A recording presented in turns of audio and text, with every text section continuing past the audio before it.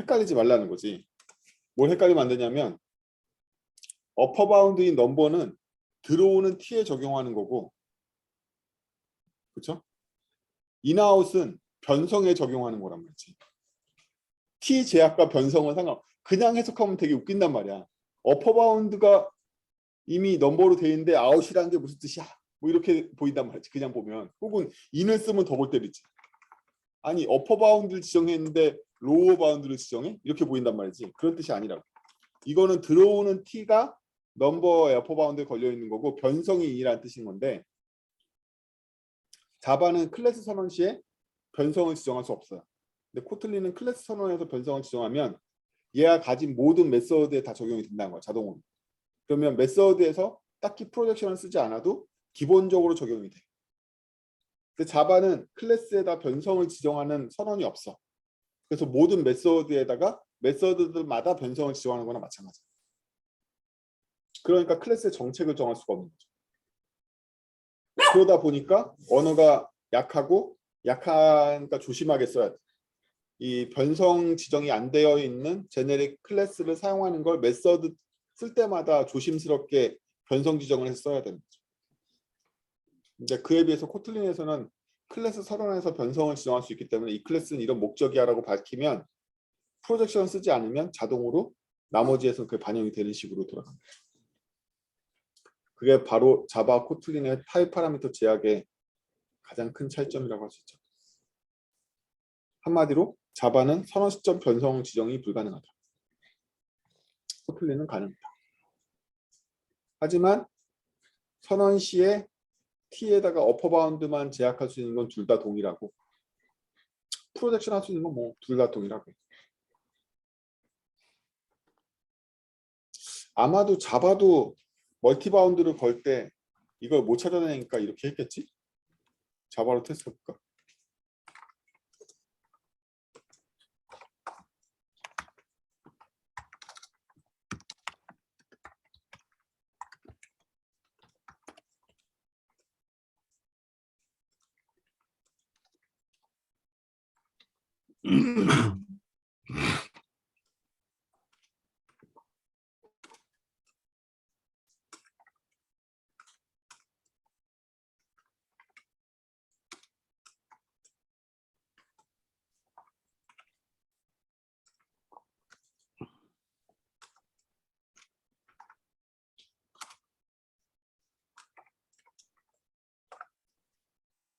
어?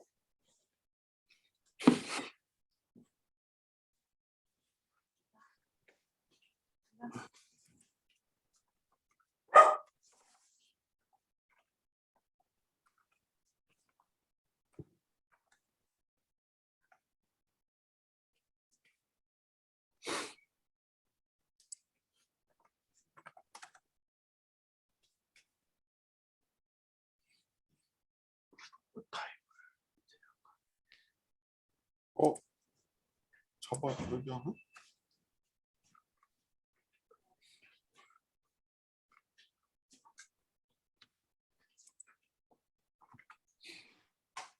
어? 왜 왔었지? 안녕.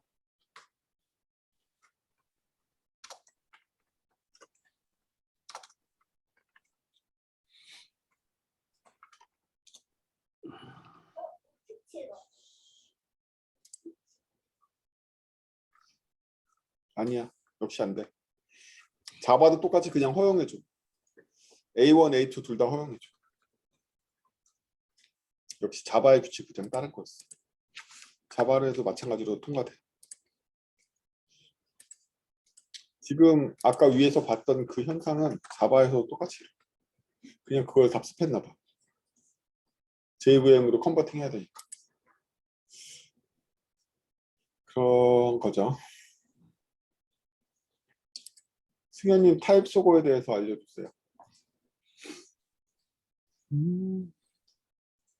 3번. 네.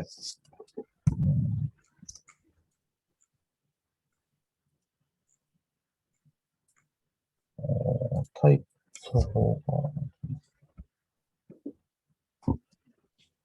일단 이 타입 소거가 나온 게 제네릭이 자바 5부터 도입되었는데 그게 새 버전 자바 컴파일러와 가상머신 기존 코드와의 하이 호환성을 위해서 기존 타입 표현 방식을 유지해야 돼서 그 결과 JVM에서 타입 인자에 대한 정보가 코드에서 지워지고 소스 코드에서 만약에 리스트 그다음에 스트링 아니면 리스트 넘버 같은 타입이 JVM 상에서 리스트라는 동일한 타입으로 합쳐지는 게 타입 소고고 그다음에 런타임에 이런 제네릭 코드는 파라미터 타입의 차이를 인식을 할 수가 없습니다.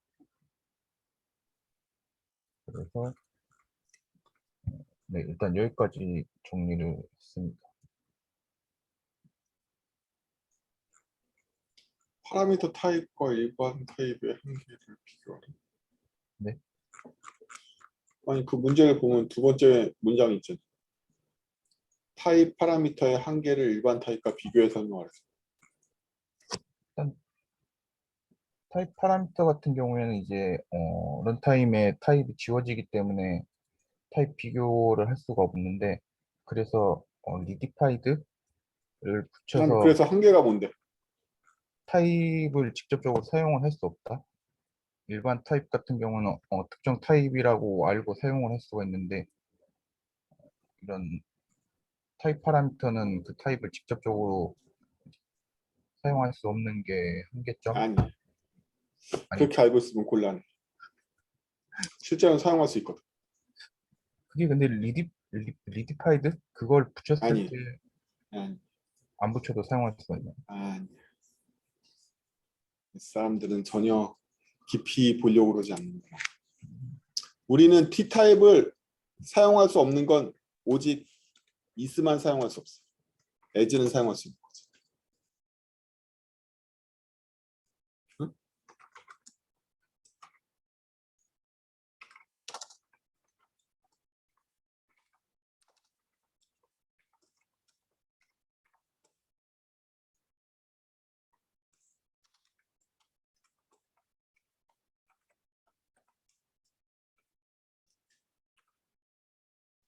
우리는 어떤 타입이 T가 들어오잖아요.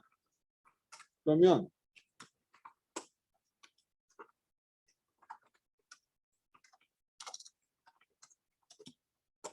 이렇게 쓸 수 있단 말이야. as는 돼. as는 돼. 런타임의 타입을 모른다는 뜻은 is를 쓸 수가 없다는 얘기야. 따라서 이 제네릭이 is를 사용할 게 아니면 써도 돼. as는 작동하기 때문이지.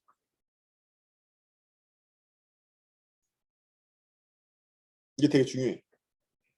왜 중요하냐면 이 런타임 타입 소고가 없어지는 거를 우회하는 이 솔루션을 채택하는 것 자체가 저 함수에서 is를 쓰고 싶다는 얘기거든.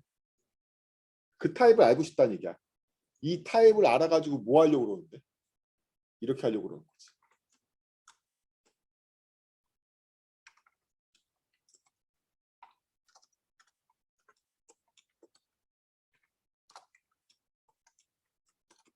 이렇게 하려고 그러는 거란 말이지. is를 이미 쓰려고 그런 건 벌써 이런 뜻이야. 그렇다면 이건 무슨 뜻일까요? 이거는 이미 뭐다? 사실은 LSP 위반. 그래서 이미 제네릭 P 타입을 알아보려고 그러는 것 자체가 잘못된 설계일 가능성이 엄청나게 높아.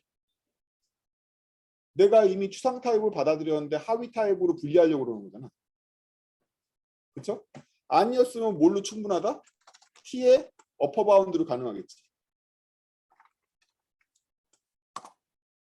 그럴 거 아니야. 우리가 이 T를 구분하려고 그러는 것 자체가 뭐냐면 이미 얘를 대수 타입으로 안 보고 뭘로 본다? 하위 타입으로 캐스팅하려고 그러는 거나 마찬가지란 말이야. 하위 타입으로 보려고 그러는 거야.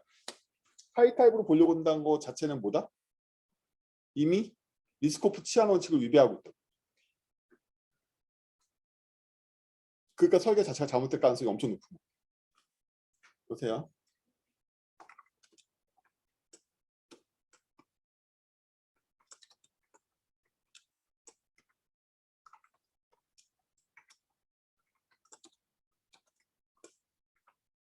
이런 함수가 있어. 근데 아까 말했듯이 as t는 된다고 그랬잖아요. as t는 돼. 근데 is t를 쓰는 이유는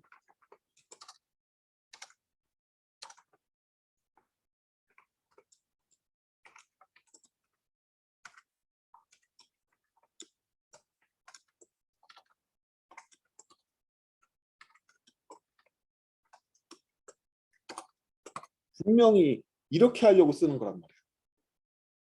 그쵸? 이미 벌써 코드가 잘못된 걸 의미하고 있다는 거야. 왜냐하면 우리는 제대로 추상을 했으면 여기서 문제가 다 끝날 거기 때문에 쟤를 하위 클래스로 캐스팅할 리가 없다고. 잘못 설계 된 거지. 잘못 설계 된 거야.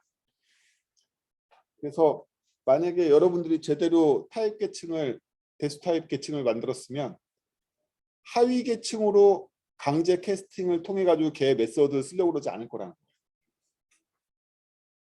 그래서 이거 이미 내가 변성 우회를 하려고 그러거나 아니면 제네릭 타입을 얻으려고 그러거나 뭐 이렇게 하려고 그러는 것 자체를 잘 보면 대부분 아닌 경우도 있긴 해요. 필요에 의해서.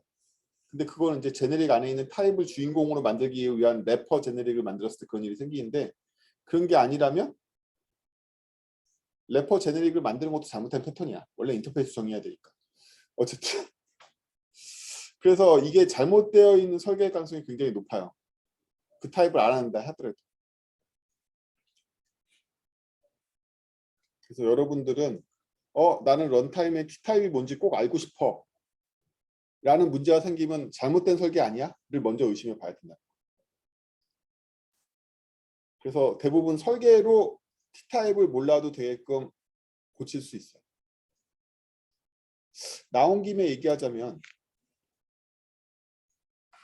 우리가 대수타입을 구현하면 전에 말한 것처럼 애니멀이 있어. 근데 도구와 캣이 있어. 근데 도구와 캣의 공통 기능이 있다면 이걸 만들어서 도구하고 캣 내부에서 사용하면 그만이에요. 그렇죠? 근데 왜 하필이면 얘가 애니멀을 상속하게 만들었냐 이거야. 그 이유는 도구와 캣을 바라보지 않겠다는 얘기지. 얘네들을 난 애니멀로 바라볼 거야 이런 거잖아. 그렇죠? 이게 상속을 쓰는 의미라고 그랬죠. 타입 계층을 만드는 이유는 우린 도구인지 캣인지 관심 없고 얘를 애니멀로 바라볼래 라는 대수적인 이유가 있어서 이거를 상속을 만들었다고 했잖아요.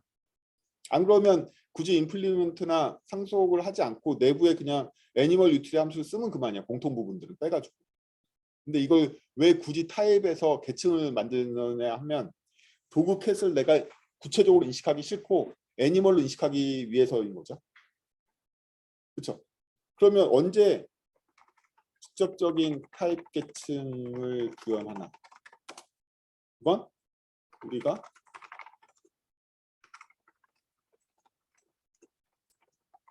이럴 때라는 거지.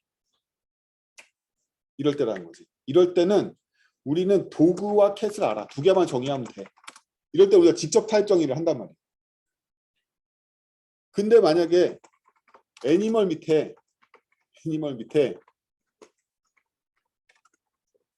이러면 어떻게 정의할래? 이거 다 정의할 거야? 동물 대백과 사정을 찾아가지고 다 정의할 거냐고. 서브 타입을. 그렇게 못할 거 아니야. 그쵸? 그럴 때 대수 타입을 어떻게 만드냐? 이렇게 만든다. 우리 이 정의 하나만 하는 거야. 그래서 타입 계층을 직접 설계할 때는 내가 서브 타입을 등장하는 타입을 다 알면 직접 정의를 하겠지. 근데 얼마나 많은 동물인지 모르는데 어떻게 타입 정의를 할 거냐는 거야. 못 하잖아. 그러면 대수 타입의 대장을 제네릭 래퍼로 만들고 그 안에 들어갈 애들을 동물들로 만들 수밖에 없는 거지. 근데 저기 동물들이라고 하는데 아무나 들어가면 되나? 저기에다가 컵, 주전자 이런 데 못 들어가잖아. 그러니까 바운드를 거는 거야. 바운드. 내가 니네들을 애니멀로서 애니멀의 메소드를 쓰게 할 건데 여기 들어갈 수 있는 애들은 자격 조건이 있는 애들만 들어와야 돼. 이게 바운드이거든. 그래야지 그 다음부터는 어떻게 하겠어요? 그 다음부터는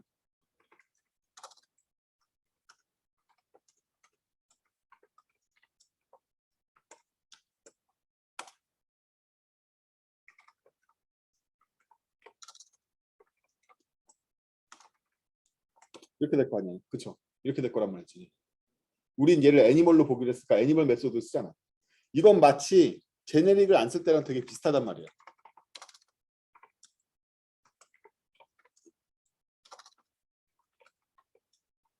제네릭을 안 쓸 때는 타입 계층을 직접 만들었을 때는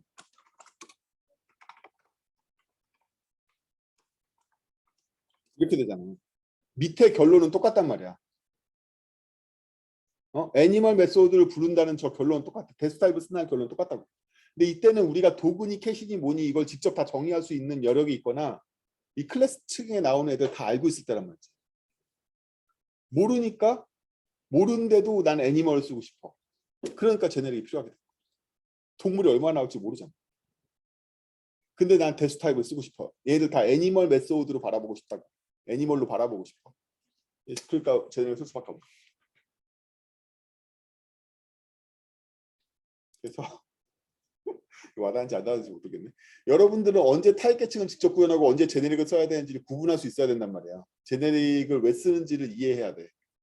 타입 계층을 구현해서 대수적으로 쓰는데 그 안에 들어가는 애들이 누군지 모르는 거야. 제가 자연수를 예를 들자면 우리가 다루는 숫자가 딱 이것뿐이야. 그러면 우리는 자연수라는 부모를 만들고 이걸 상속받는 이런 클래스를 만들고 나면 끝나잖아요. 딱 3개밖에 안 나온다고 생각하면. 근데 자연수는 무한하잖아. 그럼 어떻게 할 건데? 그러면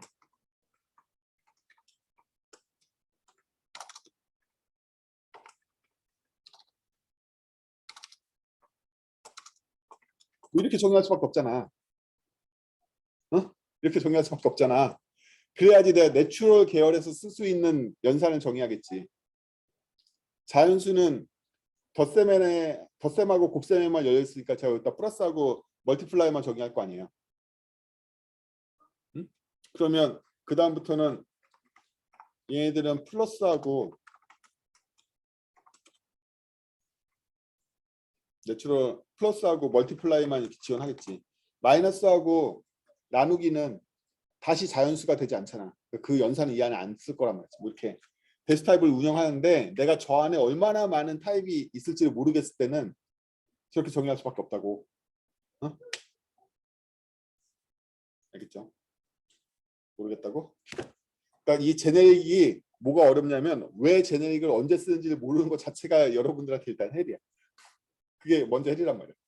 타입 계층은 내가 모든 등장한 타입을 다 알아야지 만드는 거란 말이야.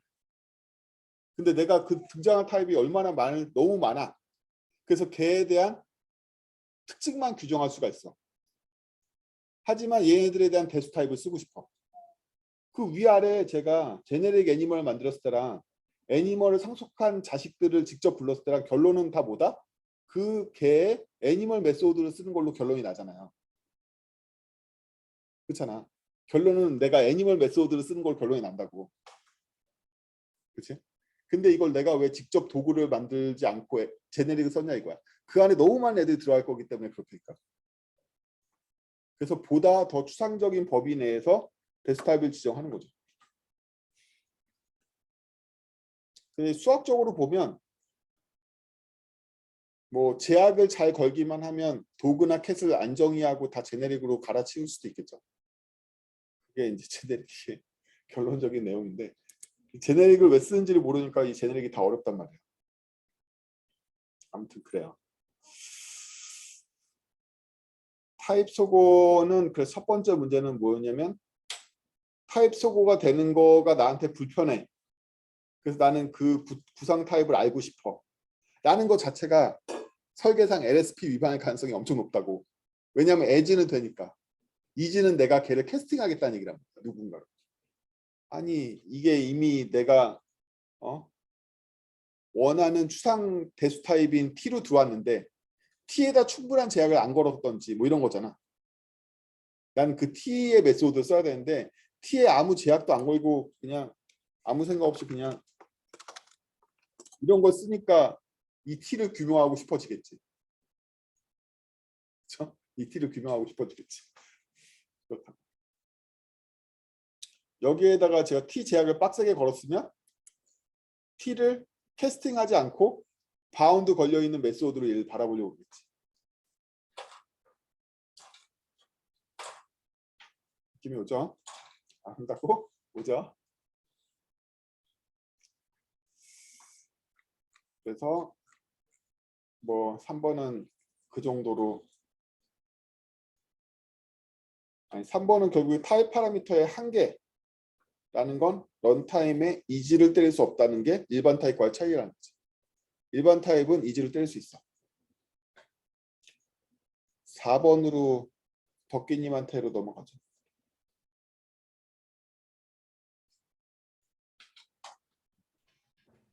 어, 제가 이해한 거는 그 변성이란 거는 그 제네릭 타입의 상하이 관계를 이제 허용하는 것을 의미하는 걸로 이해를 했고요. 아니 4번 5번 말고 4번. 우리 방금 3번 했거든.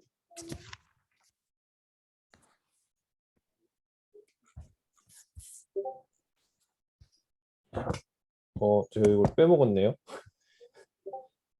이렇게 먹고 4번 정리할 때 빼먹었어요.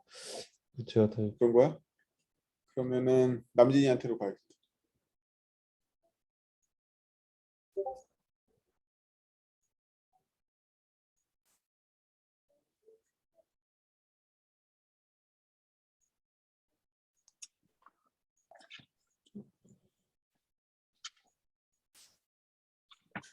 제가 사실 책을 전혀 안 읽어서 아이 오늘 진짜 이번 주 너무 시간이 없어가지고 대현님한테로 4번을.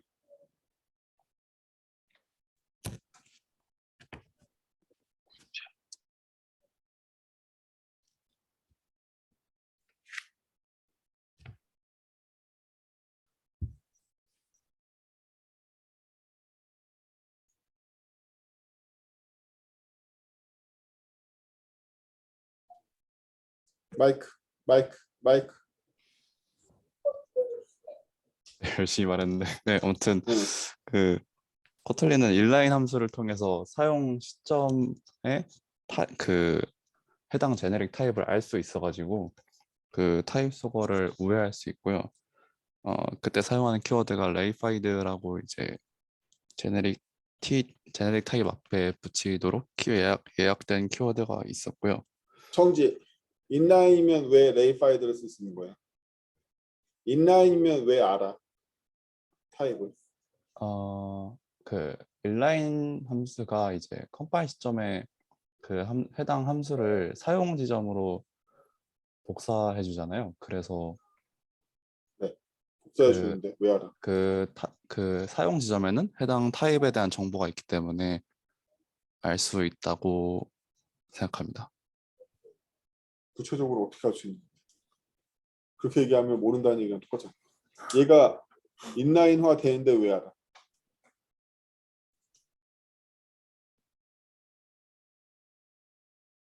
어, 잠시만요.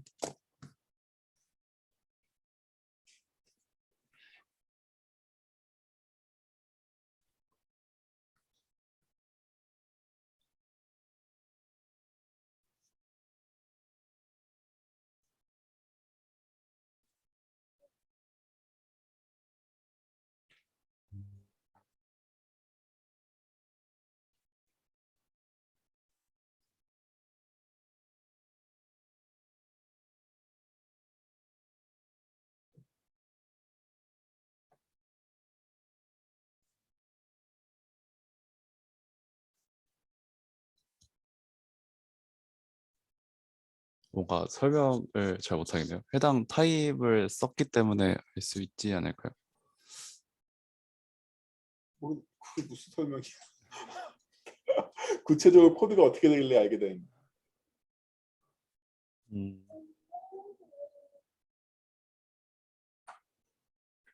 좀 더 알아보겠습니다. 이게 정리가 안 되네요.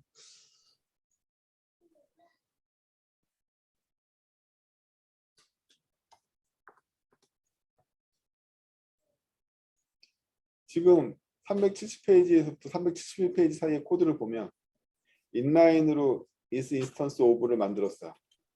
그리고 메인에서 is instance of를 호출했어. 그 제네릭 인자로 스트링을 넣었어. 거기서 스트링을 넣었는데 제네릭의 인자로. 어째서 인라인화 된 함수에서는 is 스트링을 알게 되는데.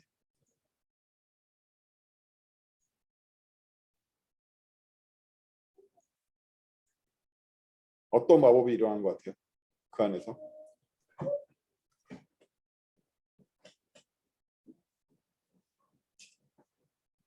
컴파일러는 인라인 함수가 인라인화 될 때 인라인 함수에 제네릭이 있다면, 특히 레이파이드가 있다면 코드를 복사 붙여넣기 할 때 T자리에다 다 모른다? 함수 호출 시 넘겨온 제네릭 타입을 직접 넣어준다는 거지. 오케이? 즉 370페이지 제일 마지막에 있는 cancelable work depth first에 있는 it is t, 그 t가 실제로 인라인화 될 때는 371페이지에 있는 스트링, 인스턴스 오브에 넘어온 저 스트링이 t 자리에 직접 복사돼 가지고 인라인화 된다.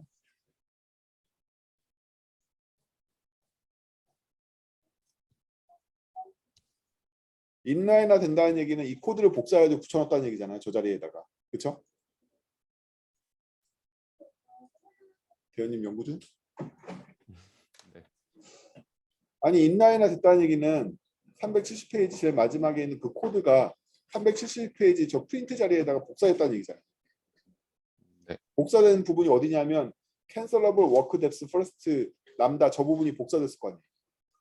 그럼 복사할 때 어떻게 복사하냐면 is t를 스트링으로 바꿔가지고 대체해서 복사를 넣어준다. 어차피 인라인은 그 자리에도 코드를 복사해주는 행위이기 때문에 코드를 복사해줄 때 호출한 함수에 넘겨진 제네릭 타입을 그 타입을 직접 넣어줘 버립니다. 그래서 우리는 코드를 ist라고 짰지만 실제로 인라인이 복사될 때는 각각 호출을 할 때마다 넘어온 t타입의 타입을 직접 넣어줘 버리는 거지. 복사할 때. 실제로는 스트링으로 복사되겠지. it is 스트링으로 복사된다. 거꾸로 제가 tree is instance of number 했으면 걔는 복사될 때 is number로 복사가 될 거랍니다. 매번 인라인은 호출할 때마다 코드를 복사해서 집어넣으니까 그 안에. 그게 바로 371페이지에 나와 있는 내용이죠. 메인에서 인스턴스 오브 부르면 실제로는 어떻게 복사될 거다? tree.cancelable work depth first is it is string으로 복사가 될 거라. 그 코드가. 이게 바로 인라인 함수만이 그 t를 런타임에도 인식할 수 있는 이유예요.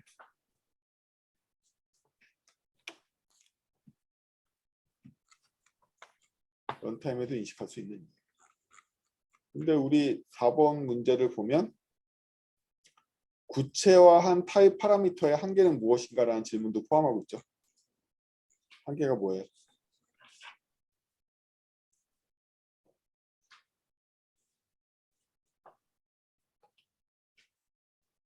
일단은 몇몇 가지 책에 설명되어 있는 내용으로만 봤을 때는 조심해야 될 부분이 있다고 하는데, 이때 인라인 함수의 크기도 있었고요. 그리고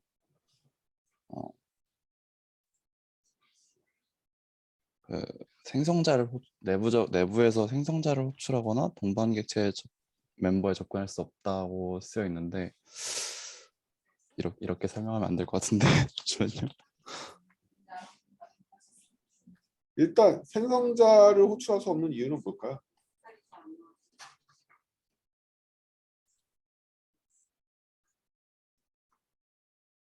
인라인이 복사될 때 is 다음에 있는 t는 대체해 주지만 생성자로서의 t는 대체하지 않는 거죠.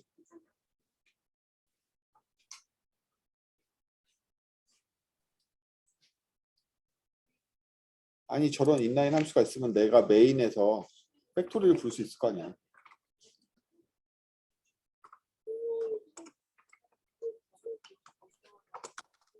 여러분들 371페이지에 있는 저 팩토리 함수를 봐봐. 그럼 실제로 사용할 때는 제가 이렇게 사용할 거 아니에요. 그렇죠? 이렇게 사용하면 저 바디가 이렇게 복사돼야 되잖아. 메인에 실제로. 맞죠? 뭐지? 설마 못 따라오는 건가?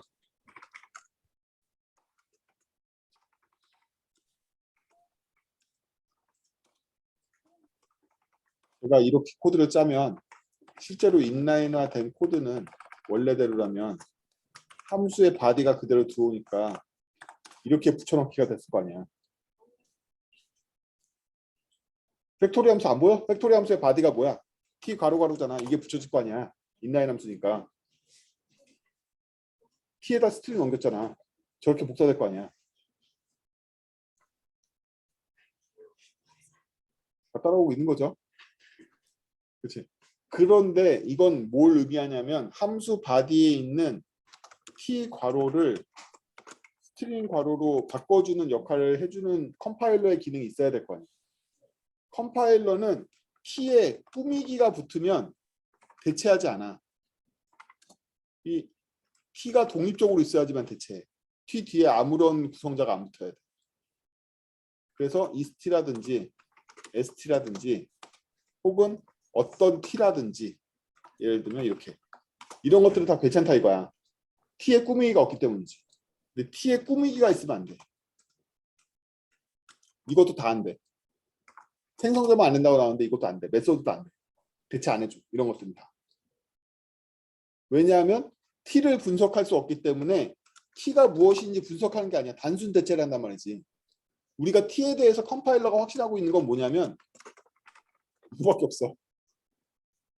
컴파일러는 기계적으로 이걸 대체할 거랑 리플레이스를 한단 말이야. 리플레이스를 할 때 컴파일러가 이 시점에 확신할 수 있는 건 뭐냐면 어쨌든 t는 타입이겠지. 문법상은 타입밖에 못 들어오니까 이 자리에.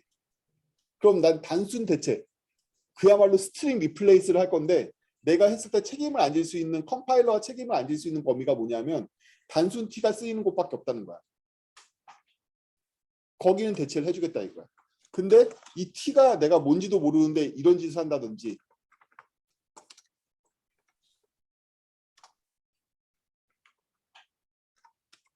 이런 짓을 이걸 내가 감당할 수 있냐는 거야. 컴파일러가 t가 뭔지도 모르는데 난 리플레이스만 할 건데 t의 정체를 모르잖아. 그러니까 생성자뿐만 아니라 t의 메소드로 치거나 t의 컴패니언을 부르거나 다 안 된다고. 그냥 단순 t가 써져 있어야 돼. t가 독립적으로 이렇게 써 있던지 이런 것들은 내가 대체할 수 있지. 혹은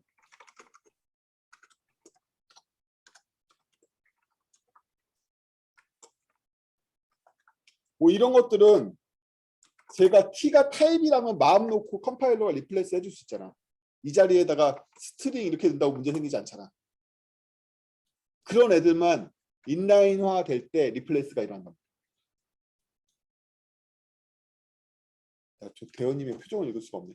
내가 대현님을 위해 설명해 주고 있는 건데 알겠다는 얘기야 모르겠다는 얘기야 저 얼굴은. 이해했습니다. 원래 대현님이 포커페이스라서 원래도 잘 모르겠어. 알겠다는 표정인지 모르겠다는 표정인지. 그래서 레이파이드의 한계는 뭐냐면 단순 t 취업만 가능하다. 단순 t 취업만 가능하다. 그에 비해서 리플렉션 같은 거 쓰면 t 타입에 대한 구상 타입에 대한 정보가 들어오기 때문에 걔로부터 뉴 인스턴스를 때리거나 뭐 이런 것도 가능해지긴 하죠. 근데 레이파이드는 리플렉션을 얻은 것과 달리 한계가 명확해. 단순 리플레이스밖에 안 해주기 때문에 리플렉션과는 달라. 그리고 얘는 인라인 함수인데 인라인 함수의 체인이 깨지면 안 받아줘. 그게 바로 그 두 번째 있는 코드. 트리에 있는 인스턴스 오브 보스는 인라인 함수가 아니죠. 인라인 함수가 아니잖아요. 인라인 함수가 아니기 때문에 그 안에 있는 인라인 함수 t가 이미 얘가 받은 t하고 u가 인라인 타입이 아니기 때문에 연속 인라인화를 시킬 수가 없어. 그럼 이거 문제는 어떻게 하면 되죠? 인라인 체인을 유지하면 돼. 즉, 이 인스턴스 오브 보스마저도 인라인으로 만들면 돼. 이 문제 해결은 되게 쉬워. 그래서 인라인이 끝없이 인라인 체인을 일으키거든요. 인라인을 끝까지 가져가면.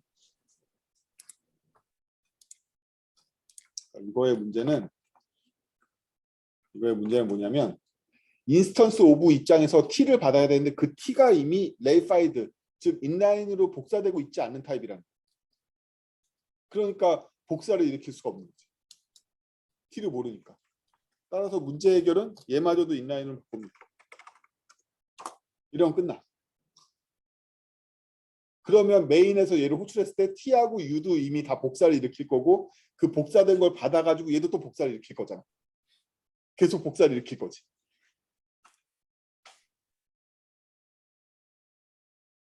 그래서 레이파이드는 인라인에서 작동하고 그러다 보니까 인라인 체인이 깨지면 작동하지 않게 되고 또한 T를 가지고 생성자라든지 메소드로 호출하려고 하면 작동하지 않고 이런 게 한계인 거죠.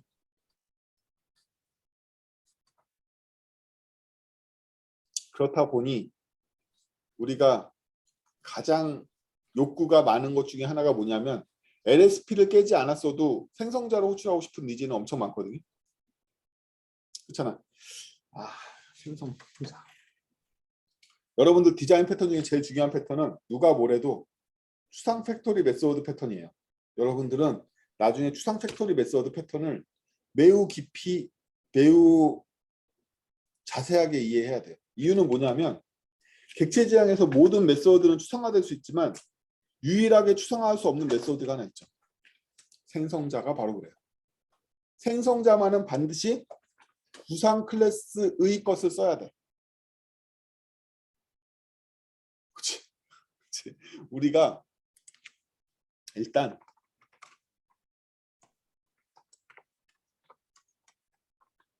이렇게 하면 여기에 있는 모든 메소드는 사실은 그 이후부터는 다 추상화된 메소드만 쓸 수 있다는 거야. 그쵸? 그 이후부터는 다 추상화된 메소드 쓸 수 있어. 유일하게 추상화된 메소드를 못 쓰는 게 바로 얘지. 얘란 말이야. 얘를 추상화할 방법이 없어. 얘를 추상화할 방법이 없다는 거야. 얘는 반드시 구상화된 걸 알아야 돼. 그래서 이걸 해결하는 방법이 두 가지가 있어. 첫 번째는 뭐다? 첫 번째는 DI가 있죠. DI는 어떻게 이 문제를 해결하죠? 나는 모르겠으니까 DI가 알아라. 이렇게 해결해. 누군가는 알아야 돼. 근데 나는 누구다? 코드. 코드는 모르겠고 DI가 해결했으면 좋겠어. 뭐 이런 거죠. 근데 이거 나중에 DI가 해결할 거잖아. 나중에 해결할 거야. DI가 하면 그래서 코플링을 쓰면 이렇게 되는 거죠.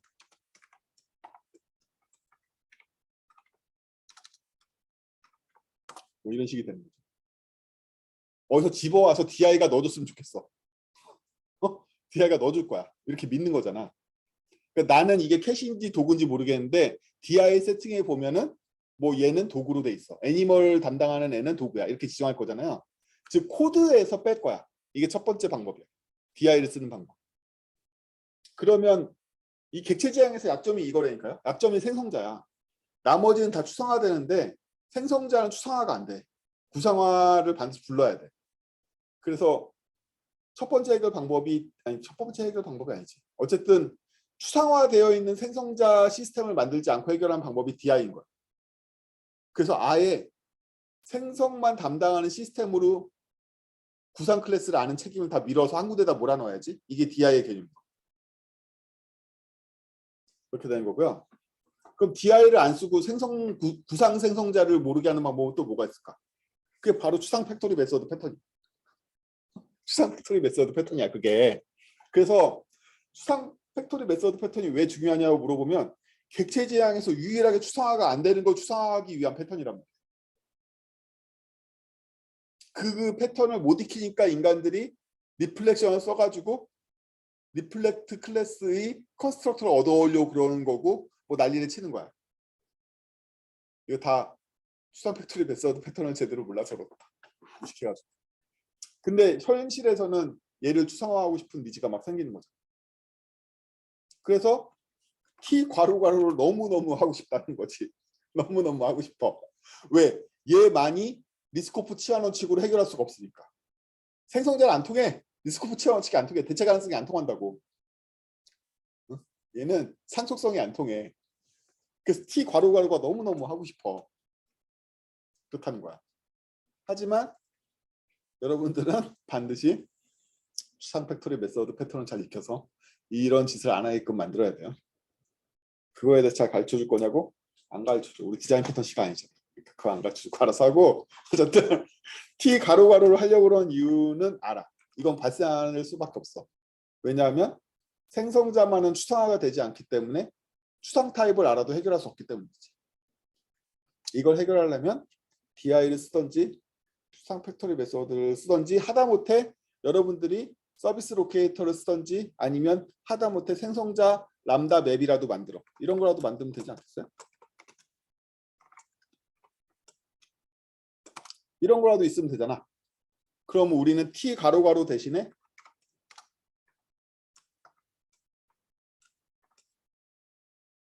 이러면 팩토리를 대신할 수 있겠지. 그치? 이 정도만 해도 간이 팩토리 메소드는 될 거 아니야? 복잡한 서비스 로케이터 안 써도 이것만 해도 이 니즈는 날아갈 거란 말이지. 이 정도만 해놔도. 그럼 이 맵에다가 뭐 넣겠어요? 구글에다가 뭐 예를 들면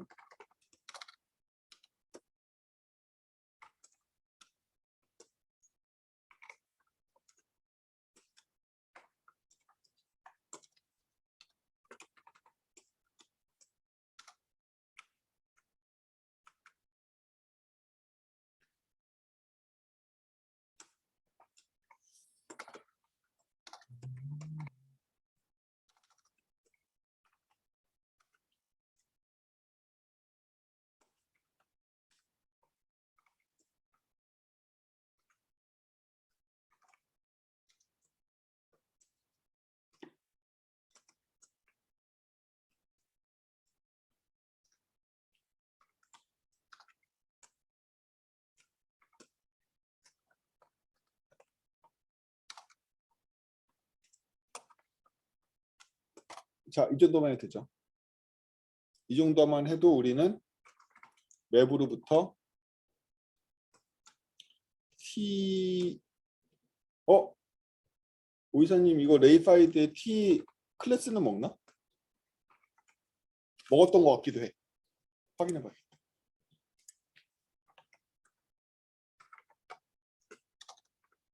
콜론은 먹었을 거야.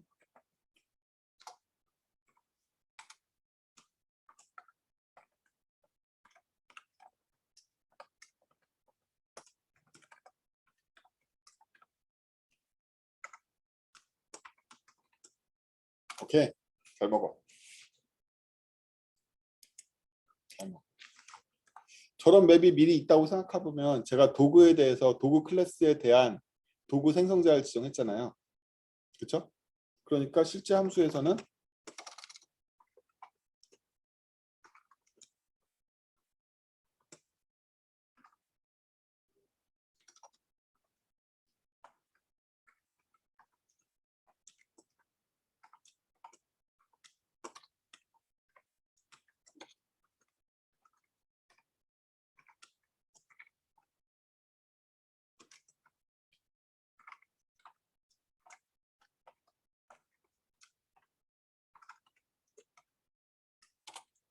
이렇게 얻을 수 있겠죠.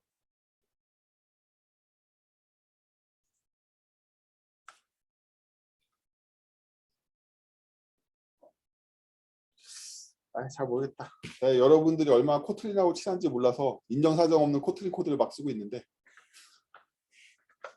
여러분들이 코틀린하고 많이 친해서 코틀린이 모국어라면 이 코드가 신기한 정도일 테고 아니면 못 알아먹고 이러겠죠. 어쨌든 이렇게 하면 해결될 거 아니에요. 그렇죠? 미리 팩토리 메서드들을 모아놓은 맵을 갖고 있다라면 해당 클래스에 대한 람다를 얻게 되고 람다가 팩토리 메서드 대신할 테니까 걔로부터 얻으면 인스턴스가 얻어질 거잖아요. 이런 간단한 장치로부터 처리를 하던가 자바에서는 돼요. 자바에서는 뭐가 되냐면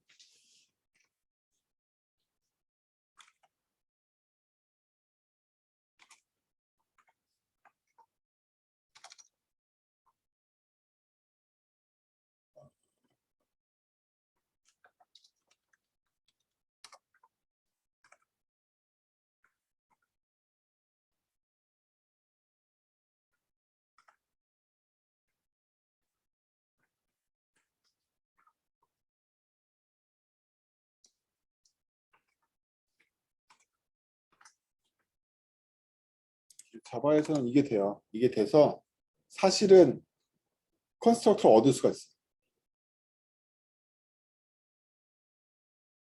이러면 자바 리플렉션 레벨로 깊게 들어가지 않고 처리가 되긴 해.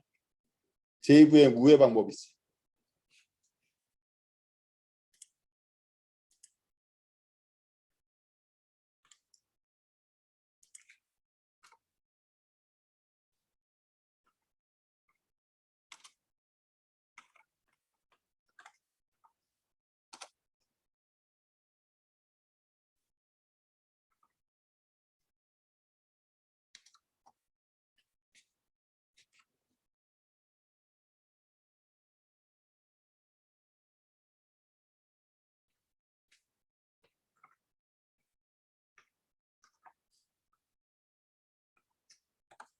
아무튼 갑자기 생성자를 폭주해서 너무 많이 나왔다. 정리하고요. 다음 5번 변성이란 무엇이고 변성이 중요한 이유는 덕기님한테 물어봐야 되는 거잖아. 계속.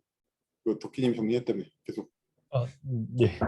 그, 제가 이해한 거는 이제 그 제네릭에 사용될 그 타입 관계가 그 제네릭으로 사용했을 때 이제 어떻게 변경될 것인가에 대한 이야기라고 이야기를 했고요.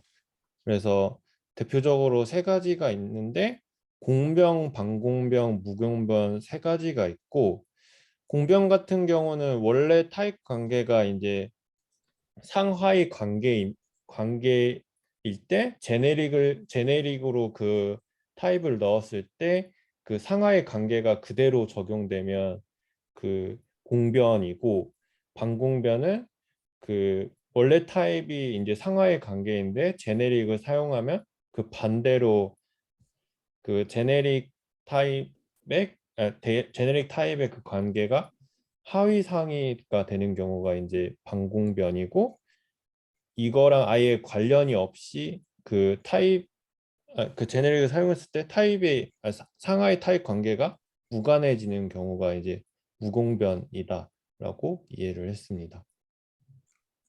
중요한 이유는 뭔데? 네? 5번 문제를 잘 보면 두 번째 문장이 있잖아. 제네릭 코드에서 변성이 중요한 이유. 어, 사실 이거는 그냥 컴파일할 때 오류가 난다라는 것밖에 잘 이해를 못하겠더라고요. 뭔가 남진이 난다고? 변성이 중요한 이유로 알고 있다고?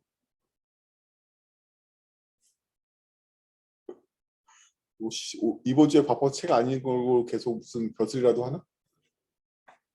마이크 켜봐. 마이크. 지금 계속 채팅 공격 받고 있어갖고 답변해주다가 방금 대답을 놓쳤습니다. 미친. 아직도 일하고 있어? 네. 그렇구나. 그러네요. 형주님, 왜 변성이 중요해요?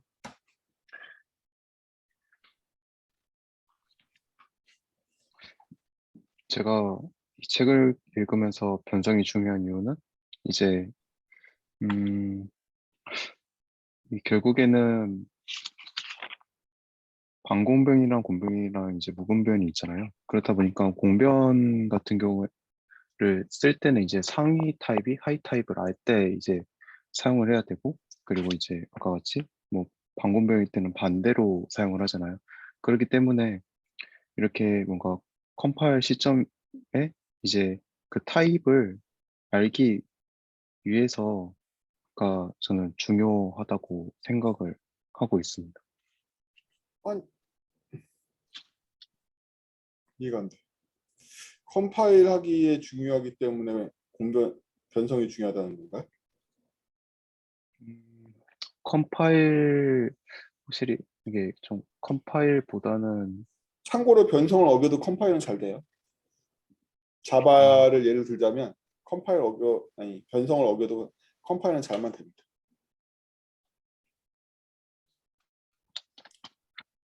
코틀린도 그러면 마찬가지로 변성 지정 안 해도 그만인 거.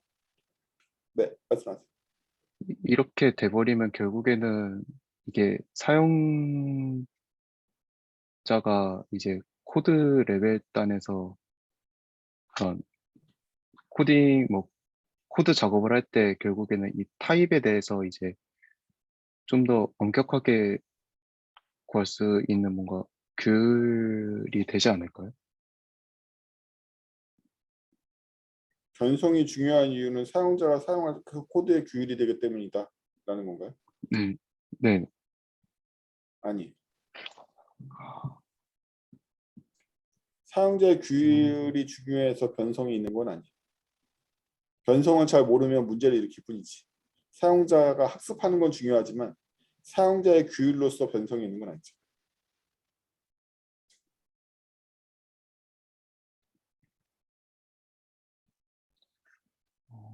윤성님한테 넘겨야겠다. 윤성님 변성은 왜 중요해? 그 정답인지는 잘 모르겠는데 제가 이해하기로는 네. 그 리스코프 취향 원칙이 이 상위 타입과 하위 타입 대체 가능성이 있잖아요. 네. 변성도 내가 이 상위 타입과 하위 타입의 관계가 있는데 이거를 우리가 얘를 대체해도 동작해야 되는데 그거를 이제 제대로 관리하지 않으면은 올바르게 동작하지 않는 거죠. 그래서 그거를 컴파일 타임에 올바르게 정의할 수 있도록 코틀린이 지원해준다. 아니야. 로 예. 저는 코틀린 변성에 대해서 얘기하는 게 아니에요. 아, 네, 변성이 왜 변성, 중요하냐고 변성. 묻는 거지. 응. 네, 그거를 호환되도록 해주니까. 어? 아닌가? 그럼 자바 변성은 안 중요하다는 말이에요? 아니요. 그 변성 자체가 변성 자체가 뭘 잘해주는데 뭘 해준다는 건지를 계속 너무 구체적이지 않은 말로 하니까 뭔지 잘 모르겠어요.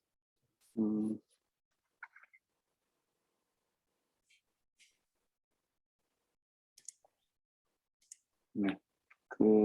다시 한번 정리해 보자면은 그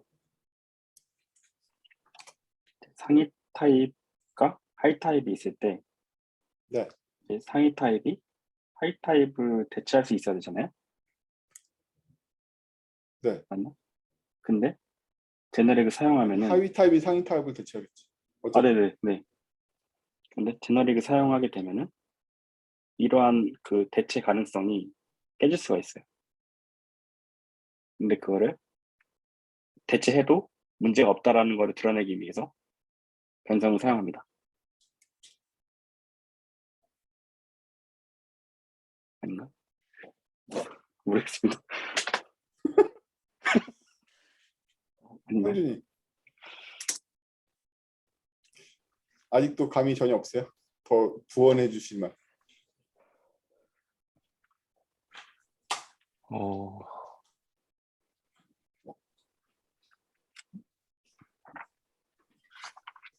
일종의 힌트 아닐까요? 제네릭에 줄 수 있는 일종의 타입에 대한 힌트? 라고도 지금 생각이 드네요. 네. 네. 뭔가 잘 설명이 어려워요. 기성님은 확실히 의견 다 돌아가면서 물어봐야겠다. 기성님 어떻게 생각하세요? 일단 그 제너릭을 사용하면은 무공변이 기본이잖아요. 네. 뭔가 그렇게 된다는 거는 뭔가 이 오브젝트 이 객체 지정 프로그램의 그 가능성을 좀 많이 막는 것 같거든요. 왜요? 아까 말한 것처럼 그 제너릭을 사용한다는 거는 결국에 아까 애니멀이 여러 동물들의 타입을 약간 대변할 수 있는 어떤 큰 그룹을 만들어 준 건데 네. 그거 자체를 일단 무공변으로 한다는 거는 결국에 대체가 안 된다는 거고 그렇게 되면 뭔가 이 제너릭을 사용하는 의미가 좀 많이 퇴색될 것 같거든요. 그래서 이제 왜? 왜 테스트 되는데? 내가 애니멀 캣과 애니멀 도구가 서로 상호관계가 없고 무공변인 게 대체 뭐가 문제라는 거야? 어, 아, 갑자기 분노가 오른다. 이게 뭐가 문제야? 대현님 피해가 적다. 대현님도 질문에 답해. 변성이 중요한 이유가 뭐야? 책에 나온 내용대로 하자면 일단 저희가 그 넘버 예제를 보면은 그 트리노드 넘버로 서원하고 트리노드를 이제 인트 값을 넣어주고 그러잖아요. 네. 근데 이게 무공변일 때는 이게 성립이 안 돼요. 근데 저희가 원하는 행동은 넘버라는 그룹에 속하면은 이게 허용이 돼야 되는데 만약에 이 변성을 쓰지 않으면은 좀 효율성이 떨어지는 코드가 뭐야 모른다는 얘기잖아. 예제를 구체적으로 얘기한 척하면서 모른다는 얘기잖아. 이런 사기를 또 치려고. 자, 변성이 중요한 이유는요. 우리가 제네릭을 쓴다는 얘기는 뭐다? 대수 타입을 쓰겠다는 얘기죠. 우리 제네릭 쓴다는 얘기는 구체적으로 얘기하자면 뭐 이렇게 하겠다는 얘기 아니야? 그 우리는 대표 타입으로만 쓰겠다는 얘기잖아. 이후 이 객체를. 맞죠? 근데 변성이라는 건 내부 타입에 대한 얘기 아니에요?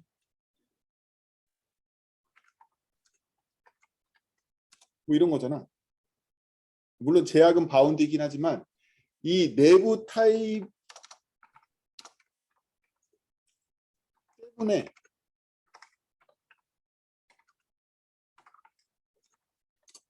구체적으로 이런 거죠. 변성이라는 거.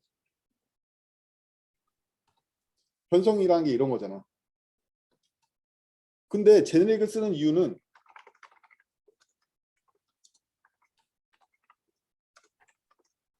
이렇게 하려고 그러는데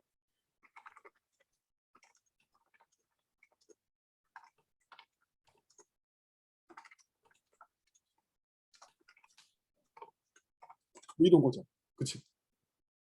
이상하지 않아? 변성이라는 게 있다는 것 자체가 좀 이상하지 않냐? 이상하다. 그래서 기본값이 무공변. 이게 기본값이 무공변인 이유는 무공변이어야만 해. 사실은. 이 제네릭을 쓰는 대수적인 의미를 생각해보면 무공변인 게 정상인 거야. 왜냐하면 왜 내가 내부 타입을 감추고 대수 타입으로 보려고 그러는데 왜 내부 타입 때문에 대수 타입의 계층이 영향을 받아야 돼? 안 받는 게 정상이겠지 원래는.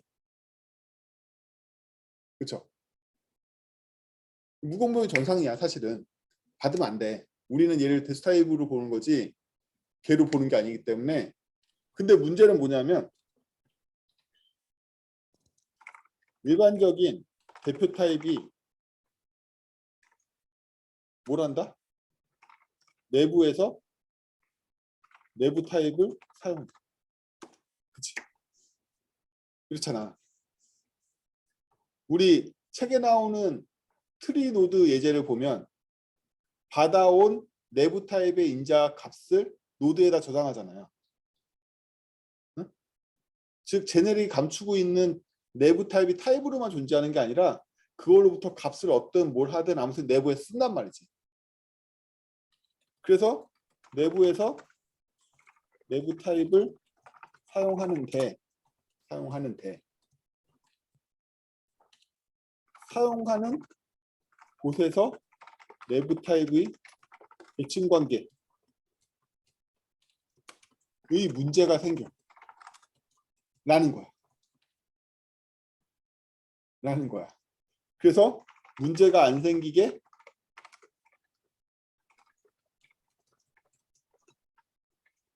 이거야. 어떻게 보면 변성이라는 건 제약에 가까운 거죠.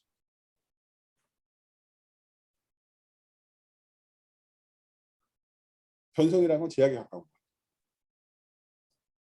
그래서 내부 타입을 넘버로 지정했는데 넘버에 인티저가 들어온 걸 받아줄래? 아웃인데 내부 타입에 대한 제약을 거는 거란 말이지. 중요한 건 걔네들 사이에 상속관계가 성립하는 게 문제가 아니야. 이게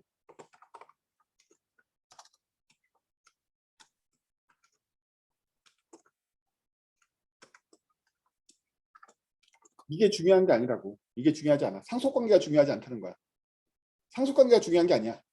중요한 거는 어레이 넘버는 안에서 넘버를 쓰는데 여기에 인티저가 난입하면 어떻게 되는데 이게 문제라는 거야. 왜? 실제로 대수 타입적으로는 어레이한테밖에 관심이 없지만 내부 구현을 보면 저 넘버 타입을 쓰고 있기 때문에 내부 구현에 영향을 끼치는 인티저가 왔을 때 어떻게 반응해야 될지에 대해서 제어를 해줄 수밖에 없다는 거야.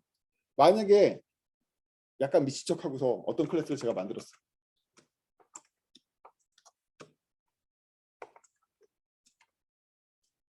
근데 이 t를 아무 데도 안 써. 아 그럼 이게 인이든 아웃이든 무슨 상관이라? 어? 이게 아무 데도 안 쓰는데 내부에서 아무 데도 안 쓰는데 얘가 무슨 상속관계가 왜 필요하고 포함관계가 왜 필요해? 그렇잖아. 사실은 아무 데도 영향을 안 지키기 때문에 변성 같은 거 설정할 필요도 없다고. 근데 문제는 이 t를 쓴다는 거지. 애가 어디선가 t를 써. 내부 구현에서 이 t를 쓴다는 거야.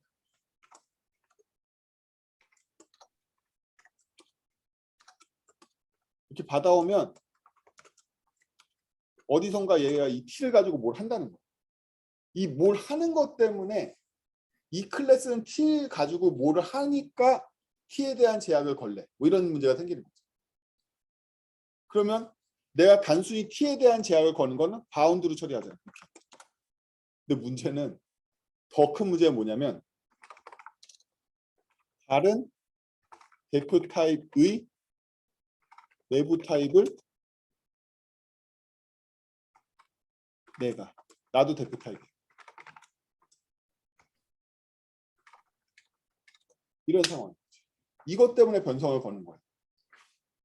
여기 도도하게 얘가 혼자 독야청청 살고 있고 얘가 혼자 독야청청 살고 있으면 아무 문제도 안 일어나. 아무 문제도 안 일어난다. 문제는 언제 일어난다? 이딴 짓을 하니까 일어난단 말이지.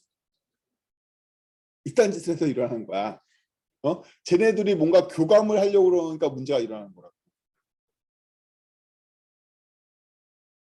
쟤네들이 뭔가 교감을 하려고 그래서 그래. 사실은 내가 A가 인티저 어레이인데 내가 여기서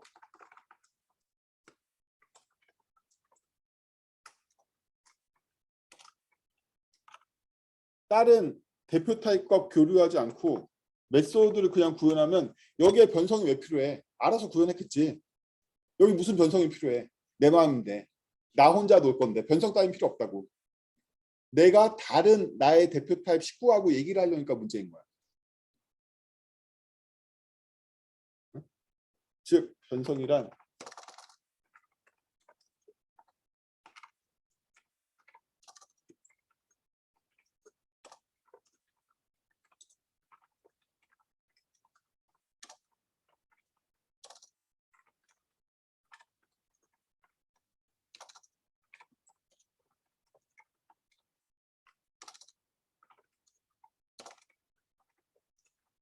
이런 거란 말이지.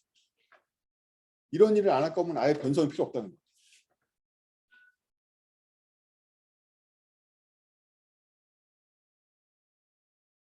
이래서 변성이 필요해요. 책에 트리 노드 예제가 바로 정확하게 변성이 필요한 이유를 설명한다.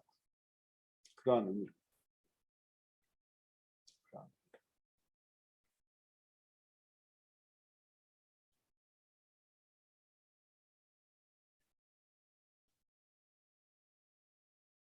그래서 변성이라는 건 같은 제네릭 타입의 다른 내부 타입을 갖고 있는 애들끼리 교류를 하기 때문에 일어난다. 책의 모든 예제가 다 그렇죠. 예를 들면 제일 처음 나오는 373페이지에 있는 예제만 해도 스트링 노드와 애니 노드 사이에 뭔가를 하려고 그래. 뭔가를 하려고 그런다고. 스트링 노드를 애니 노드 자리에 넣고서 뭔가 하려고 그랬잖아. 응? 어떤 식으로 하려고 그랬지? 애니 노드에서 하는 일을 스트링 노드한테 시키려고 그랬잖아. 내가 얘를 애니 노드를 안 바라보면 될 거 아니야, 처음부터. 근데 스트링 노드를 굳이 애니 노드로 바라보고서 뭘 하려고 그러죠? 상호 교류가 일어난다고. 두 개 이상의 제네릭 타입이 서로 교류를 일으키기 때문에 이 문제가 일어나. 그래서 미리 규칙을 정해놔요. 돼, 안 돼. 근데 이 규칙을 머리 좋은 애가 가만히 보니까 t를 인자로 쓰느냐 아니면 반환으로 쓰느냐에 따라서 제약을 거는 방법이 달라지더라 이거야. 제약을 거는 방법이 달라지더라. 그래서 이거를 생산자 소비자라고 표현을 하고 있고, 생산자는 뭐다? 키를 만들어내니까 생산자겠죠. 그래서 어떤 제네릭은 그 안에서 이렇게 써. 그러니까 이걸 생산이라고 부르는 거야. T를 만들어내. 그리고 어떤 제네릭은 그 T를 꿀떡꿀떡 쳐먹기만 하고 바깥으로는 안 내놔.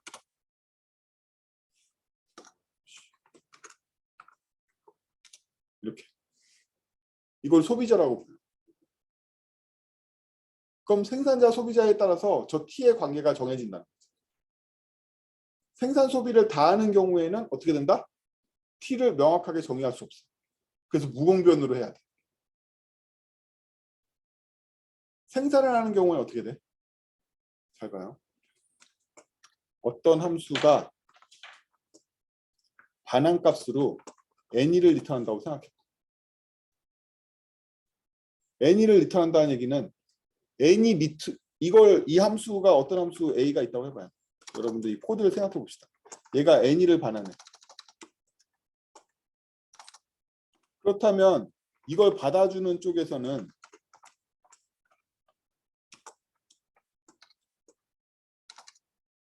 이렇게 되겠죠? 기대하고 있는 타입이 맞지? 그렇다는 얘기는 A는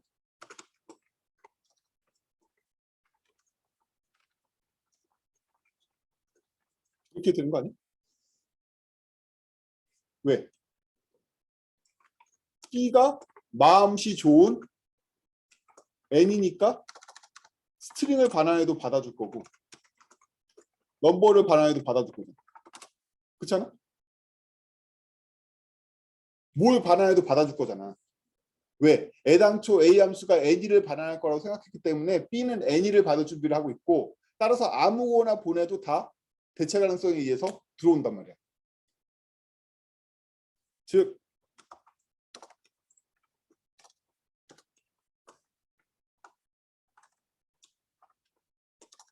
이것의 의미는 뭐다?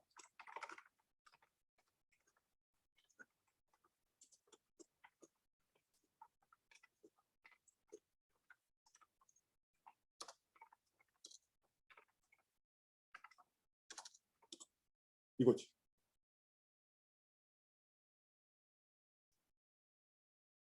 그래서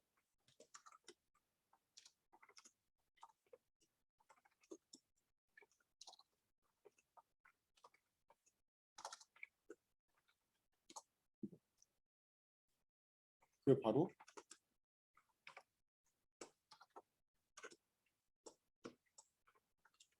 이거의 의미예요. 그래서 우리는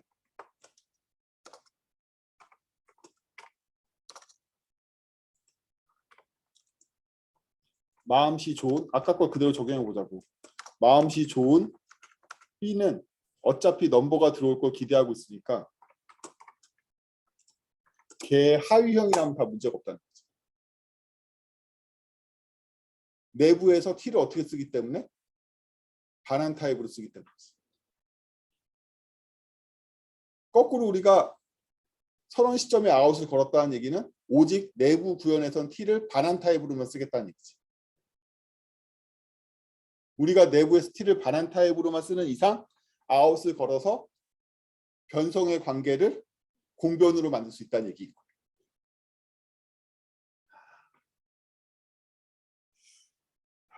이 심각한 표정들. 아무튼 여기까지 따라왔나요? 아는 것 같기도 하고 모르는 것 같기도 하지만 막 다들 끄덕끄덕 거리고 있으니까 아는 걸로 하고. 그럼 이제 반대로 해보자. 반대로.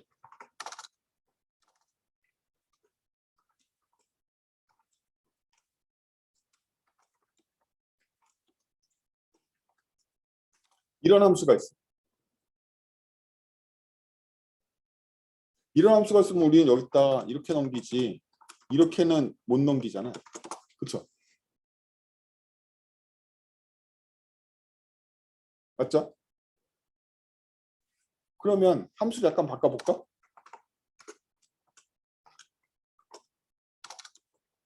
마음씨 좋은 인자로 바꿔보자. 그럼 이제 우리는 살판 난 거 아니야? 뭐 이런 거 아니야? 활개치고 넣을 수 있는 거잖아. 그렇죠? 그렇다면 우리는 인자 타입을 뭘로 지정해야 돼?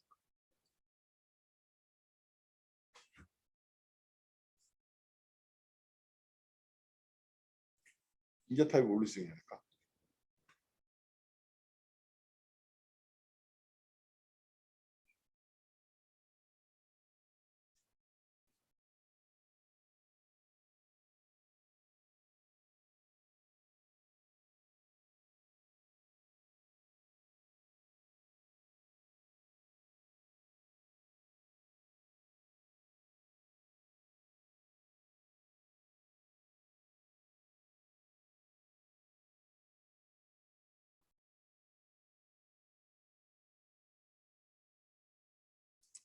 인자 타입을 보면 공변처럼 보이지만 저 A를 사용하는 코드로 들어가 볼까요? 맞아. 이거 이렇게 설명하면 다들 헷갈려하지.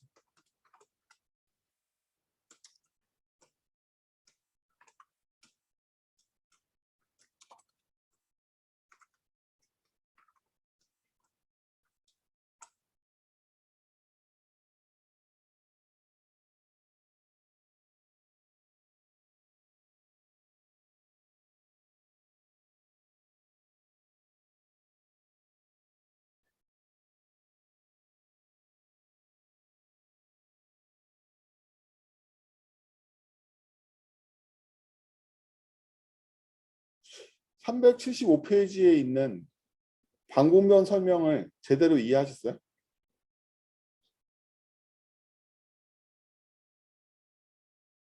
제가 이 코드를 직접 짜는 것보다 여기 있는 코드가 더 나은데 이 코드를 설명하는 게 낫겠다. 애니 컨슈머하고 스트링 컨슈머가 나오잖아요.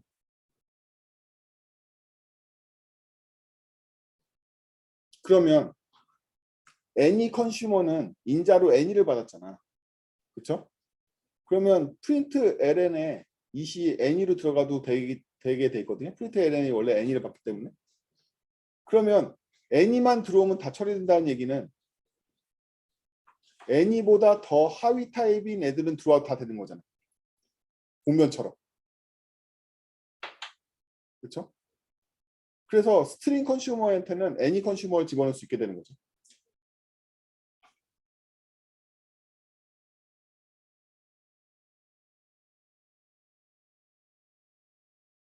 그렇지?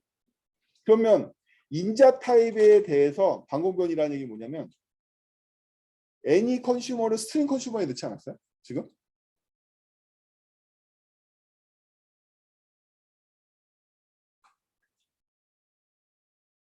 반대로 집어넣잖아. 그래서 방공변이라고 부르는 거야. 그래서 함수가 인자를 소비할 때는 in을 사용하고 함수가 인자를 토할 때는 out을 사용하게 됩니다. 이렇게 되면 우리가 선언 시점에서 걸게 되면 컴파일러가 해당 t를 인자로 사용하느냐 반환 타입으로 사용하냐 해서 딱 거기까지만 컴파일 에러를 내줘요. 기능이 딱 거기까지 제공해줘. 그래서 공번 반공변이라는 건 결국에는 제네릭 클래스 내부에서 그 t 타입을 어떻게 사용하느냐에 대한 문제였다는 거야. 원래는 제네릭 타입에 대한 문제는 내부에서 감춰져 있는데 제네릭 안에서 t를 어떻게 쓰냐의 문제가 있기 때문에 그래서 변성이 필요하고 변성 제약을 걸게 되는 거죠. 그래서 포항 강요 때문에 거는 건 아니고 뭐 이런 문제죠. 그래서 꼭 책에 나온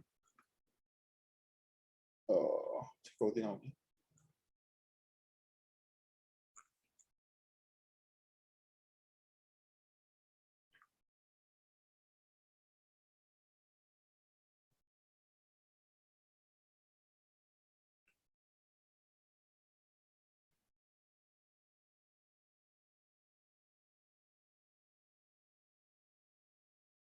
책이 안 나오나? 나왔던 것 같은데.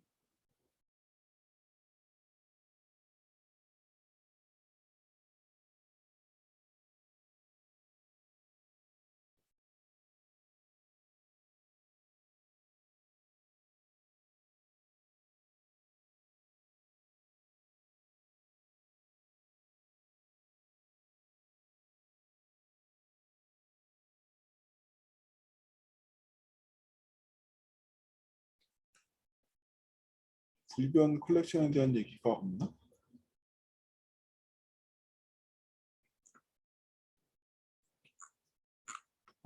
왜 없지?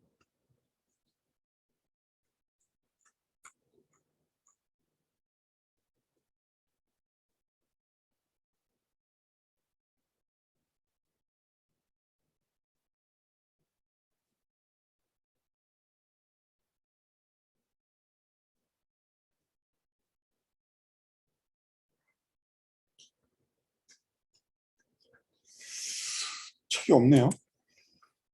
있었던 것 같은데. 오이사님 책에 그거 어디 있지 않았어요? 리스트 넘버에다가 인티저 넣었다가 해가지고 방금도 위반하는 거 나오는데 어디 나왔는데?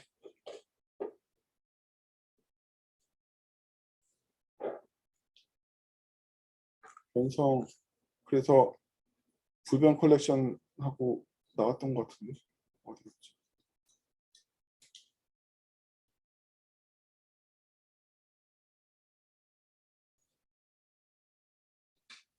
여기 되게 짧게 써 있나? 짧게 써 있구나. 372페이지 제일 처음에 내용이 나오죠.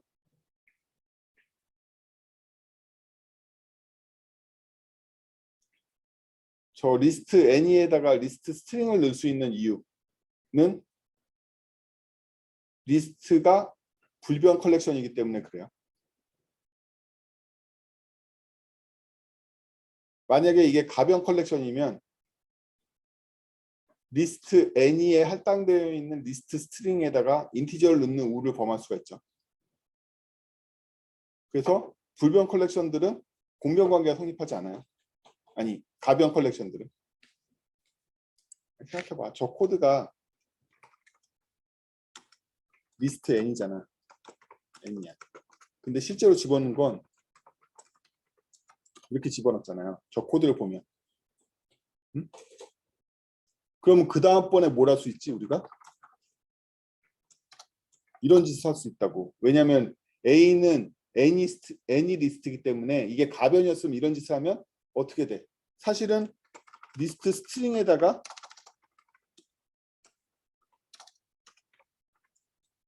이렇게 한 꼴이잖아. 그렇죠? 이러면 죽는단 말이에요. 내적 동질성 얘기했죠. 내가 저걸 아무리 리스트 n으로 캐스팅했다 하더라도 본질은 리스트 스트링이잖아. 리스트 스트링에다 3 넣으려고 그러면 죽을 거 아니야. 가변 컬렉션이면 이런 문제가 일어나. 그래서 공변이 성립하지 않게 만들어 놓는단 말이지. 그럼 무공변으로 설정돼 있겠죠. 실제로 무공변으로 설정돼 있어요. 근데 이 공변이 성립하는 건 리스트가 불변 컬렉션이기 때문에 그런 거야. 왜? 애들을 앞으로 안 할 거니까. 애들 불가능하잖아. 불가능해. 갭만 할 수 있겠죠. 그러면 이거는 정당하지. 이건 정당해. 이거밖에 안 할 거잖아. 즉 뭐만 한다? 생산밖에 안 할 거잖아. 오케이? 애들은 소비자죠. 소비. 이렇게 먹을 거잖아. 이거 소비자나 소비자. 소비자는 뭘로만 할 수 있다? 인으로만 할 수 있다고. 그에 비해서 생산자는 뭐다? 이렇게 되는 거잖아. 그래서 아웃이 가능해. 즉 불변 컬렉션 리스트에는 이런 애들밖에 없다는 거지. 이게 없다는 거야. 실제로 없어. 그래서 불변 컬렉션만 변성이 공변으로 지정할 수 있어. 자바에서는 이 제약이 없어가지고 저게 맨날 여러분들 면접 시험에 맨날 컬렉션 저거 물어본단 말이야. 제대로 물어보면 맨날 저걸로 함정 판단 말이야. 그래서 코트린에서는 이런 짓을 못하게 하려고 변성을 미리 설정하는데 변성을 설정하면 컴파일러가 우리가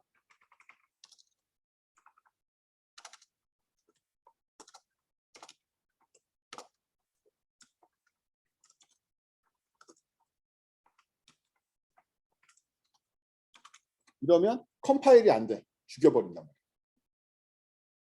넌 아웃이니까 반환 타입으로 써야 되는데 왜 인자 타입으로 썼어? 하고 죽인단 말이지. 이런 지원을 해주는 거죠. 자바는 안 해주는데 코트린 해준다 이거야. 단지 그 정도야. 저 아웃이라는 그 정도라고. 그렇죠? 그래서 이렇게 돌아갑니다. 그래서 코트린은 불변 컬렉션만 아웃을 제공해요. 공변을 제공해. 가변 컬렉션은 반공변이 적용되냐고? 무공변으로 구현돼 있지 않나? 그래서 봐야겠다.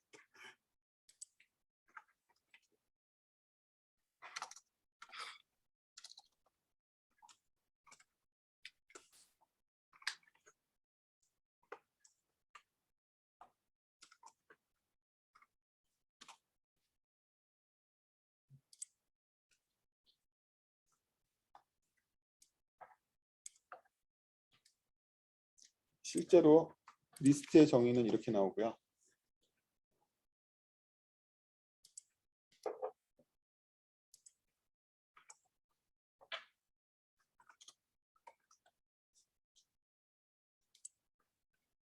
그치? 무공변으로 돼 있을 줄 알았어.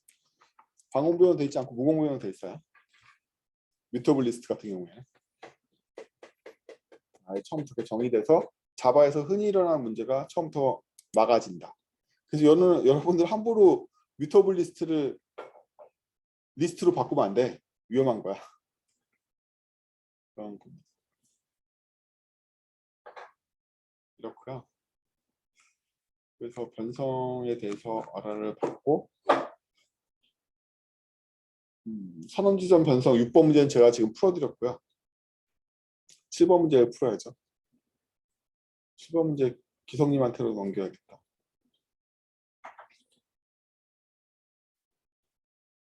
마이크.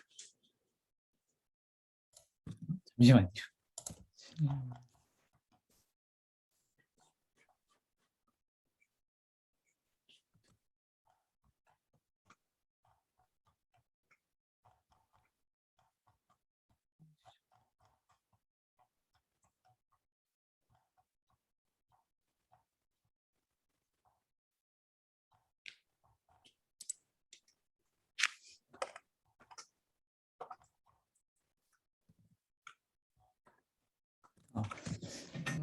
방금 설명하실 때 나온 것 같아서 일단 그 사용 지점 변성이라는 것은 선언 지점에서는 일단 무공변으로 선언을 하고 이제 함수에서 파라미터로 받을 그 타입에 대해서 아웃이나 인을 지정하게 되는데요.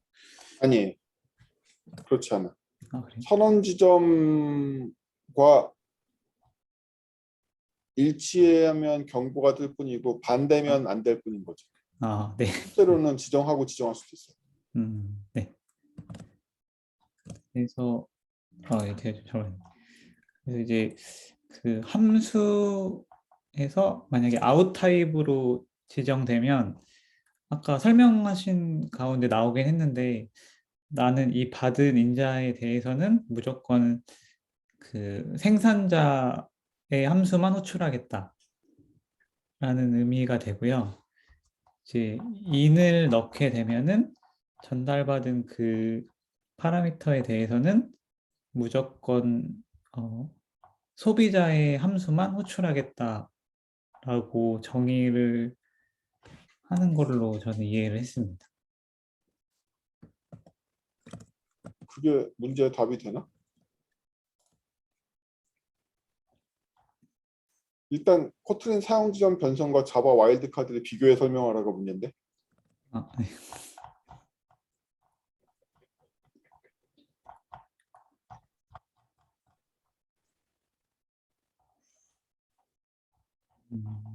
자바 와일드카드를 잘 모르겠으면 네. 이거 제가 와일드카드는 잘 모르겠어요.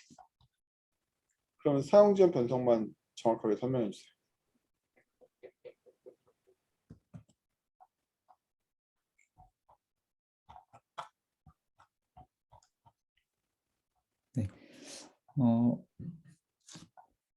방금 말씀드린 것처럼 이게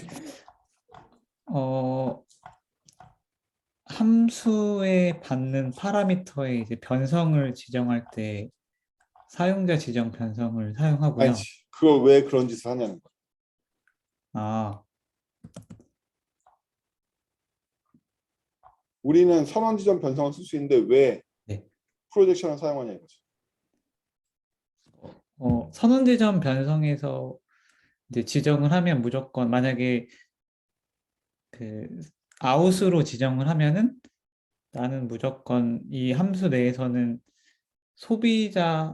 그 생산자의 역할만 한 함수를 쓰겠다고 선언이 되는데 실제로 이제 트리노드 같은 경우에는 함수에서 어떤 함수는 생산자 역할을 하고 어떤 함수는 이제 소비자 역할을 해야 되는데 그때 이제 변성을 지정하려고 사용자 지정 변성을 사용하는 것 같습니다.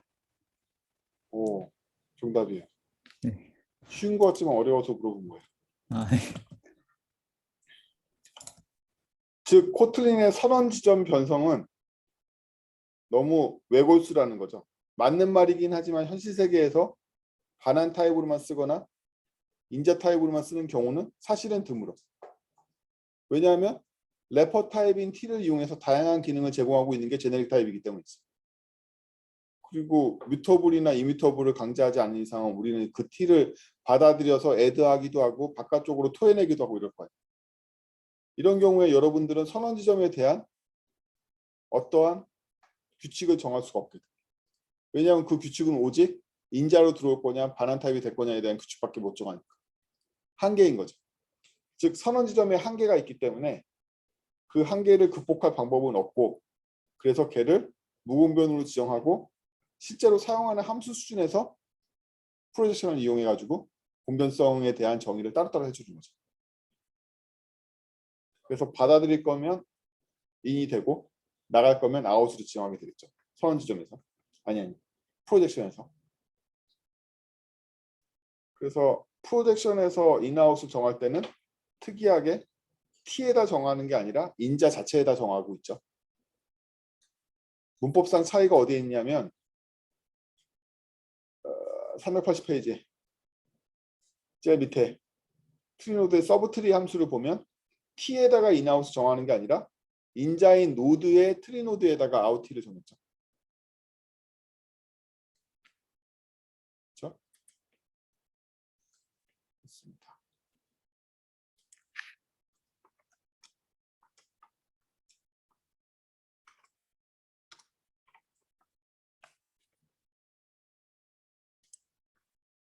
그래서 대표적인 케이스가 코틀린의 어레이를 보면 이렇게 선언되어 있지만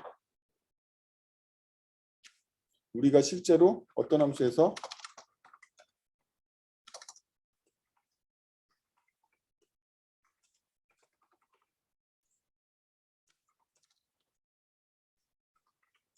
이렇게 받게 되면 내부에서는 V를 뭘로 바라본다? 어레이 아웃T로 바라본다. 이렇게 바라본다. 실제로 저런 타입은 존재하지 않는 거죠. 선언 지점이 아니라 프로젝션은 함수 안에서만 쓸 수 있는 게 아니에요. 변수 선언의 타입에서도 무공변인 애들은 무공변이 아니더라도 그 선언 지점 변성과 어긋나지만 않으면 우리는 모든 거를 다 저렇게 쓸 수가 있어요. 대표적으로 아까 말했던 뮤터블 리스트는 무공변이었잖아요. 그러니까 당연히 내가 여기서 변성을 지정한 타입으로 만들 수 있다는 거예요.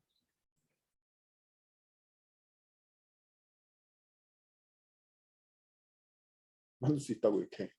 그럼 이렇게 지정된 애는 그냥 뮤터블 리스트 스트링과는 다른 타입이에요. 그래서 둘이 호환되지 않아. 호환되지 않아.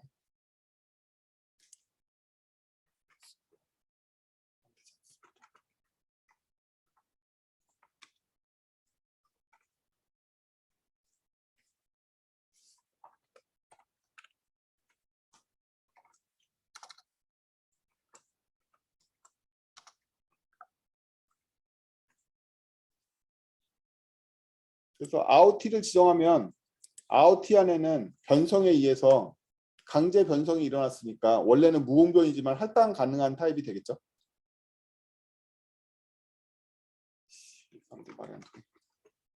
자, 어레이로 설명하자면 내가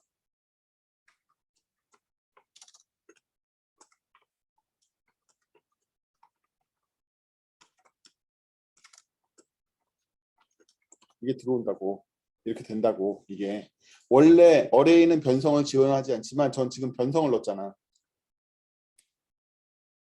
공변을 넣었잖아. 이거 제가 이거 생략한 거잖아. 여기에 써줘야 되지. 아이스 사람들. 공변이 성립했죠.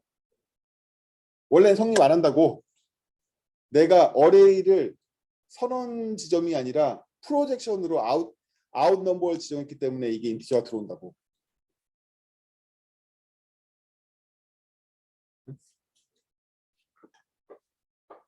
함수에서만 쓸 수 있는 게 아니라 변수 선언의 형에서도 다 쓸 수 있다고. 이 프로젝션. 그거는 애가 원래 어레이가 t가 아웃으로 돼 있던가 무공변으로 돼 있으면 내가 이거 쓸 수가 있게 되는 거지. 근데 원래 어레이가 in으로 돼 있으면 제가 아웃으로 선언할 수 없어요. 오케이? 그리고 원래 선언 지점부터 아웃이었으면 내가 굳이 아웃을 안 써도 아웃이겠지 걔는. 프로젝션이 약간 이해 될 리가 있냐고? 몰라. 씨. 알았어요. 아무튼 함수의 이자만 이 책에서 샘플로 나오는데 실제로는 변수 선언 시에 저 프로젝션 쓰는 경우가 더 많습니다. 그렇게 생각해보면 선언 시점에 공변 선언은 되게 불리해요. 어떻게 보면 불리한 대신에 컴파일러가 많이 걸러주는 것 뿐인 거고요.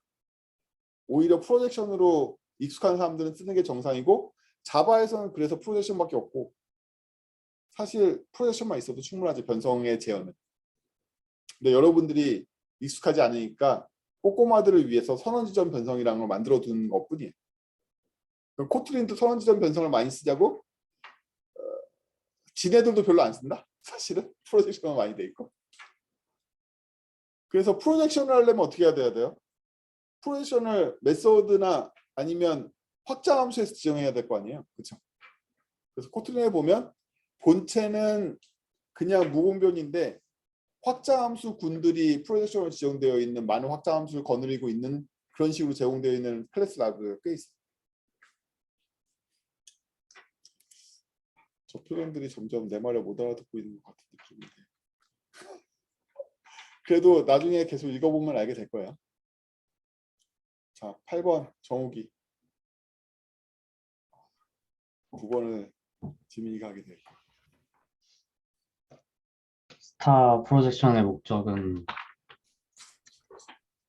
일단 아무런 타입이나 될 수 있게 만드는 것이라고 정의를 했고요. 타입 인자가 중요하지 않거나 알려져 있지 않은 제네릭 타입을 간결하게 표현할 수 있다 라는 정도로 정리를 했습니다. 아웃 애니 물음표를 안 쓰는 이유는 뭐예요?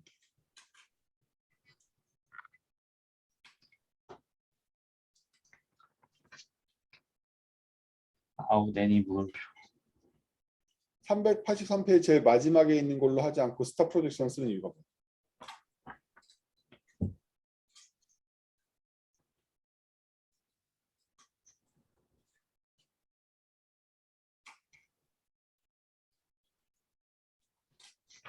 스타 프로젝션 사용하는 이유는 전에 나왔던 타입 속어로 타입 체크가 불가능해서 스타 타입 프로젝션 소고가 돼도 여전히 아니 타입 소고랑 쟤랑 무슨 상관이야? 어쨌든 야 타입 소고가 되는 건 저 애니의 타입을 모른다는 얘기지. is 뒤에 나오는 건 내가 명시하고 있는데 모를 게 뭐가 있어? out 애니 물음표 대신에 스타를 쓰는 이유가 뭐냐면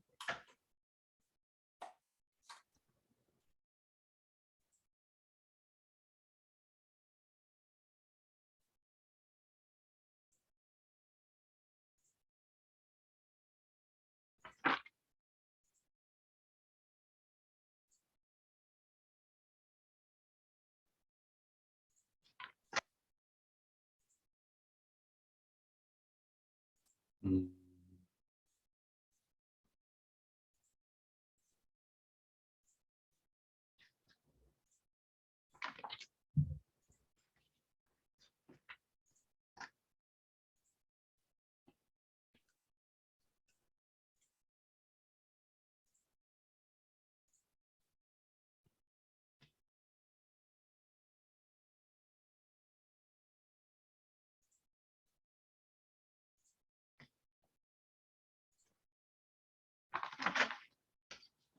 결국엔 384페이지의 전체 텍스트가 잘 이해가 안 되는 건가?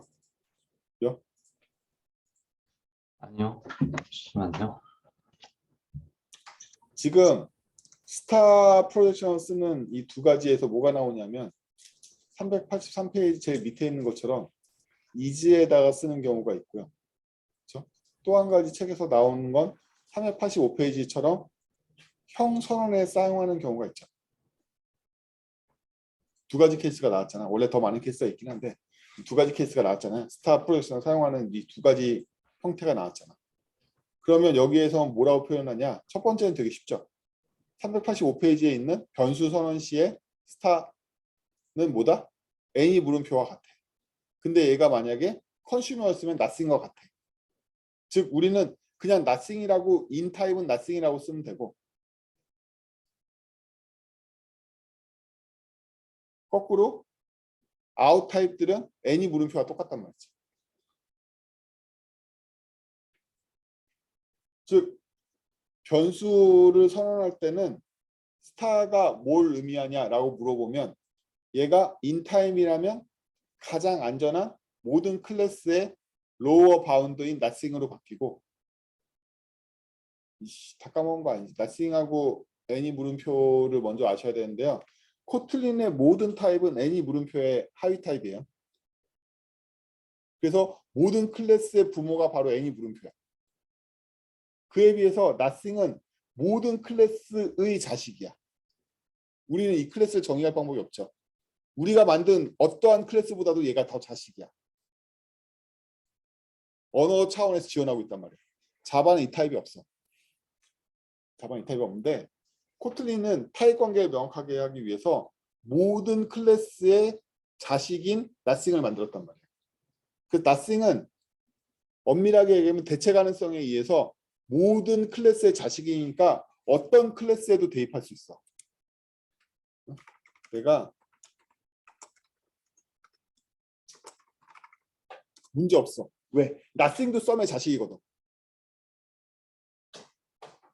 nothing이라는 건 모든 클래스의 자식이라고.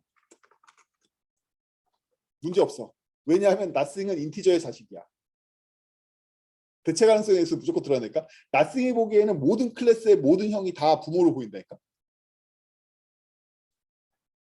그래서 로어 바운드의 가장 이는 결국에는 로어 바운드를 지원하는 거잖아요. 그치? 아웃은 어퍼 바운드를 지원하는 거고 즉 부모를 지정하는 거고 이는 자식을 지정하는 거잖아. 이렇게 어? 자바로 따지면 이거잖아.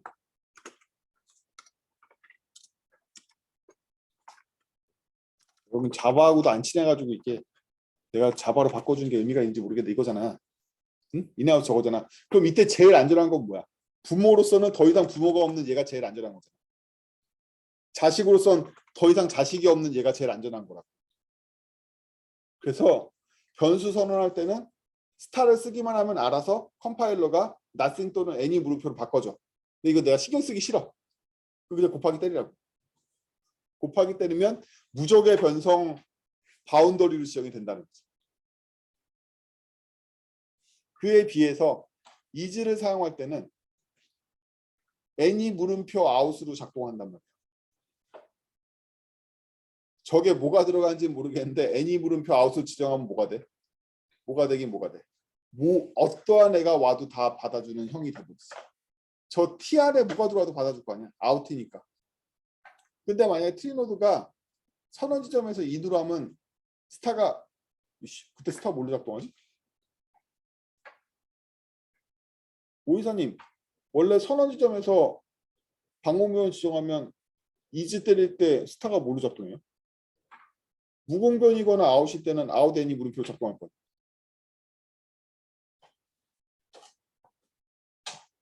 오이사님 마이크.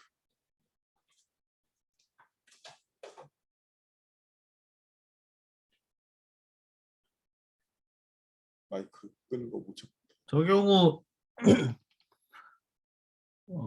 선언 지점에서 인으로 돼 있으면은 스타로 하면 아까 얘기한 너팅으로 갓생으로 가겠죠? 되는가? 네, 그렇게 밖에 되겠죠. 없죠. 네, 그게 맞긴 하죠. 무공변일 땐 자동으로 그러면 아웃 애니 물음표로 되고. 네. 근데 이제 실제로는 약간 차이가 있는 게 책에도 나오지만은 저게 실제 너싱이나 실제 애니 물음표는 아니에요. 어떤 타입이 있어요, 있기는 내부적으로는. 어떤 타입이 있어요? 내부적으로. 모르죠. 우리는 모르지만 어떤 타입이 있어요. 그래서 그 타입보다 만약에 더 높은 타입의 값을 집어넣으면은 에러가 나요. 그렇구나. 네, 그 부분에서 차이가 있어요.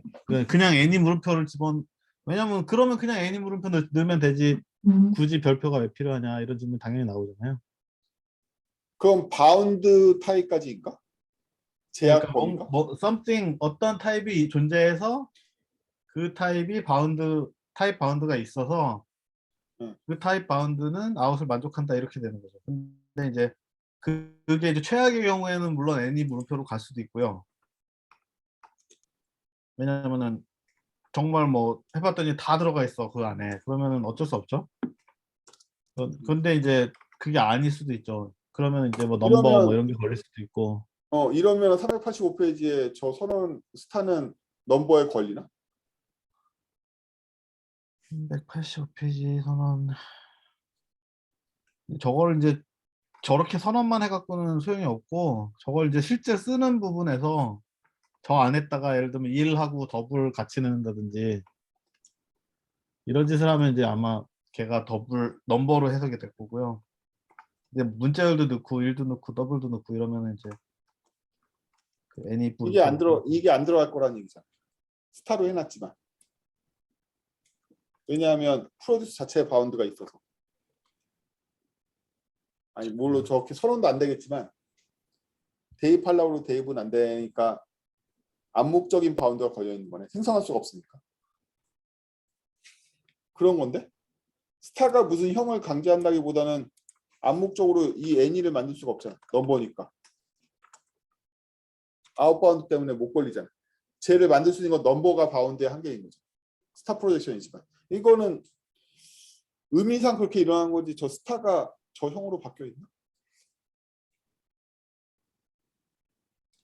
물론 저 스타를 아웃 애니로 애니로 대체할 필요는 없지. 넘버로도 충분하니까. 네, 이렇게 해석된다는 건가? 컴파일하고 나면 이렇게 바뀌려나? 그런 식으로 갈 것 같아요. 제 생각에는. 안 그러면은 별표랑 n이랑 똑같은데 굳이 별표를 만들어 놓을 이유가 없잖아요.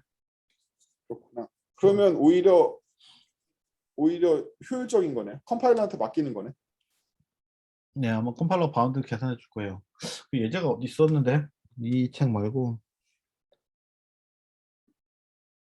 어디? 인액션 아니면 어떻지? 워낙 코트를 책을 많이 봐서 기억이 안 나. 저도 너무 많이 봐가지고 뭔지 네. 모르겠어요. 기억이 가물가물한데 이거 나왔었나? 펑션에서 저 스타 프로젝션을 쓰고 거기서 뭔가 하는 그 펑션이 하나 있었는데 기억이 한번 찾아보겠습니다. 그래서 요점은 뭐냐? 스타 프로젝션을 썼을 때 요점은 뭐냐면 스타 프로젝션이 더 효율적이라는 거. 인간이 하는 것보다 컴파일러가 할 거라서. 그래서 바운드 기반으로 가장 범용으로 지정하려면 스타를 쓰는 게 낫다는 거죠. 엄한 거를 직접 하는 것보다 컴파일러가 직접 할 거니까. 그래요. 지민아 9번. 쉽다 9번. 타입 별명 부문의 주 목적은 제네릭 타입이나 함수 타입처럼 긴 이름을 짧게 부를 수 있도록 해주려고 하는 거고요. 타입 별명 정의할 때는 타입 알리아스 키워드 다음에 별명고 는 하고 그 다음에 실제 타입이 와요. 그리고 두 번째 질문은 인풋 별명은 함수나 프로퍼티에 대한 별명은 지원하지만 타입 별명과 다르게 제네릭 별명은 허용하지 않습니다. 그리고 타입 별명은 가시성을 사용해서 보이는 영역을 제한할 수 있지만 인풋 별명은 그 인풋 디렉티브가 포함된 파일 안으로 제한돼요. 하지만 제한돼요. 끝이에요.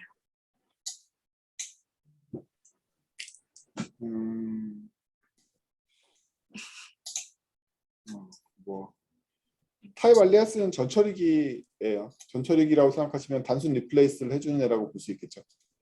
그 여파가 어디까지 가냐가 가시성의 문제인 거고, 이게 단순 치환하는 전처리기이기 때문에 런타임에 뭔가 하려는 모든 시도는 다 안 되겠죠. 뿐만 아니라 전처리기의 선언을 이게 왜 메인 함수에 못 넣겠어요? 메인 함수를 호출하는 게 런타임이기 때문에 그렇죠. 그래서 타입 알리아스는 런타임에 영향을 미치는 모든 곳에 사용할 수 없어요. 그 외에는 단순 치환을 한다. 그냥 단순 치환한다. 그래서 382페이지 제일 마지막에 있는 저런 것들은 안 돼. 단순 치환이 안 되니까. 저건 제네릭에 대한 재기연산을 하는 별명이잖아요. 그냥 단순 치환이 안 되잖아. 그래서 저런 복잡한 정의나 이런 것들 안 되고 단순 치환을 해. 제 개인적인 경험으로는 타입 알리아스를 쓰면 안 돼.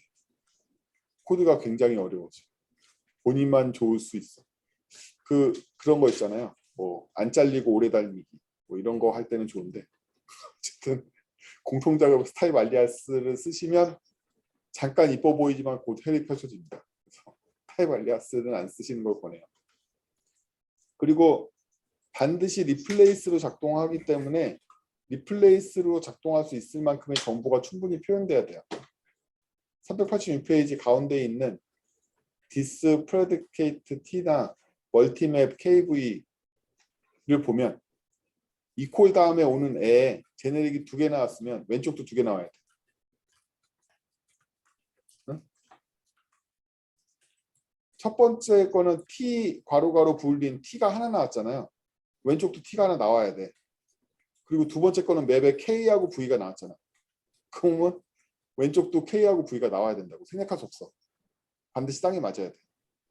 왜냐면 리플레이스 할 거니까. 좀 리플레이스를 정교하게 해줄 뿐이지. 제네릭 구문까지 분석해서. 그래서 단순 문자의 치환, C에 있는 전처리기보다는 좋죠. 단순 문자의 치환은 아니니까. 제네릭 형태까지는 치환을 해줄 수 있지. 그리고 제네릭을 직접 하지 않고 확정으로 갈 거면 확정으로 넣어줄 수 있어요. 그래서 그 다음번에 있는 것처럼 맵, 스트링 제네릭이 아니라 아예 스트링형으로 박아주는 경우에는 당연히 왼쪽에 필요 없지. 이렇게 된다.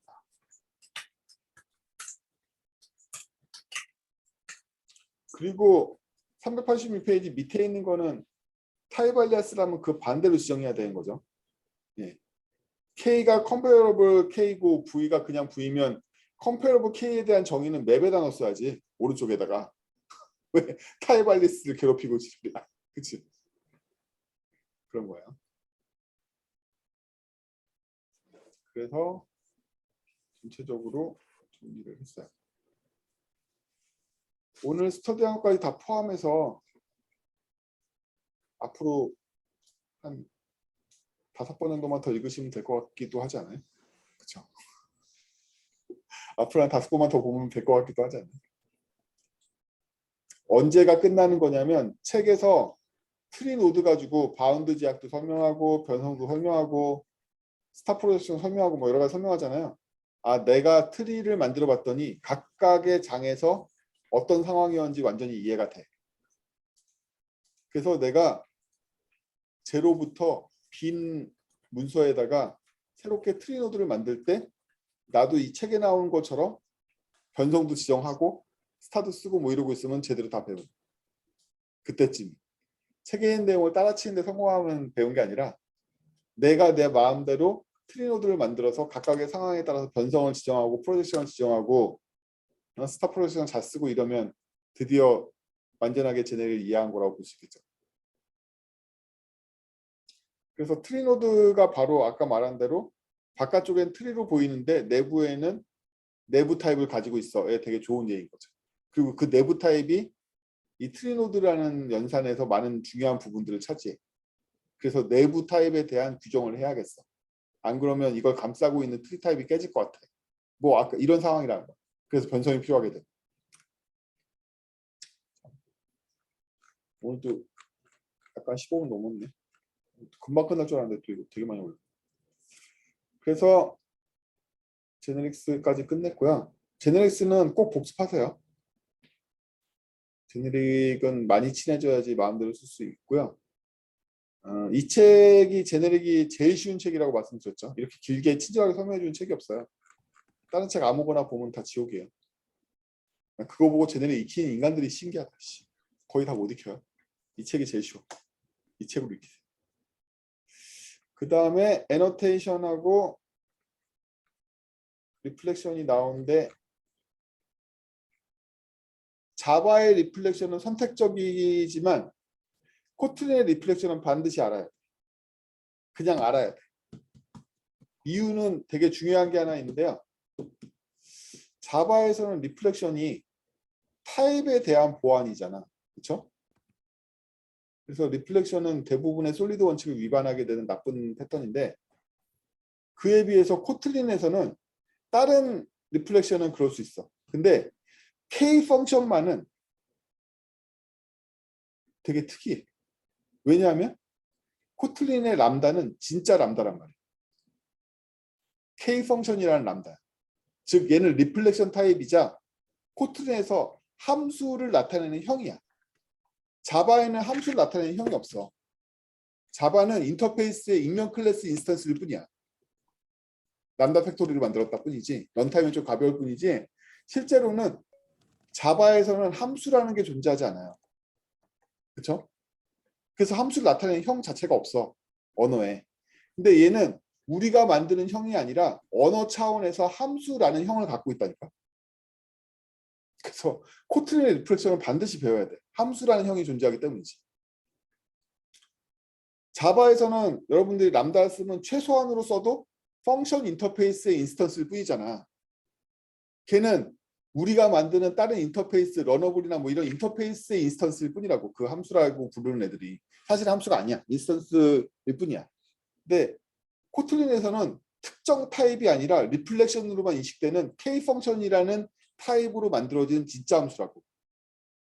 그래서 코틀린 거꾸로 인스턴스에다가 람다를 적용하려면 샘 문법처럼 얘는 이 인터페이스용 람다에 이렇게 거꾸로 지정을 해줘야 돼.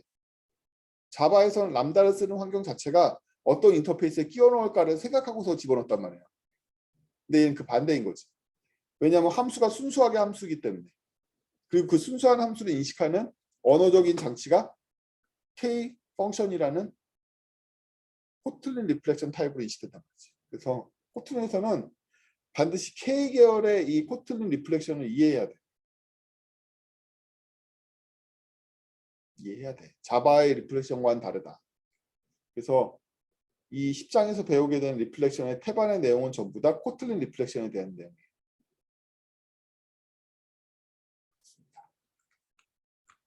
리플렉션에 대한 내용이다.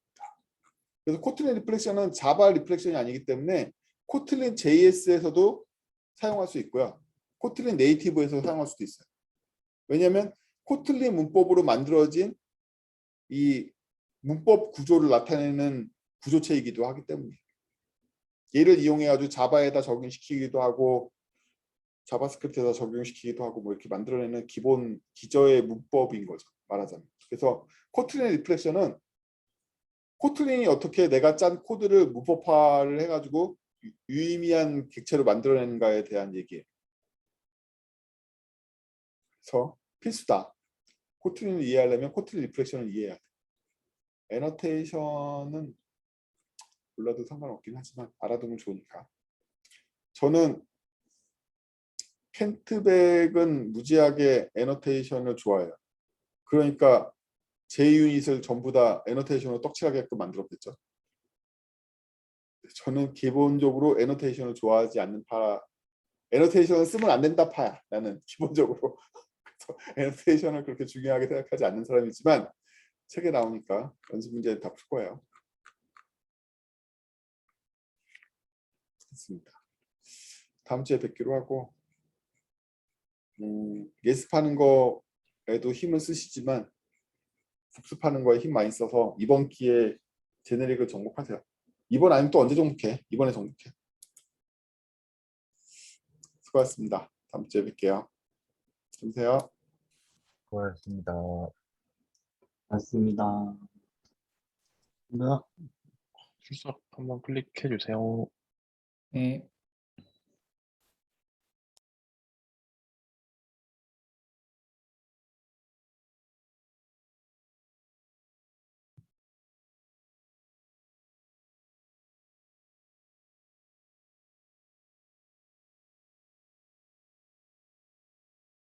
맞.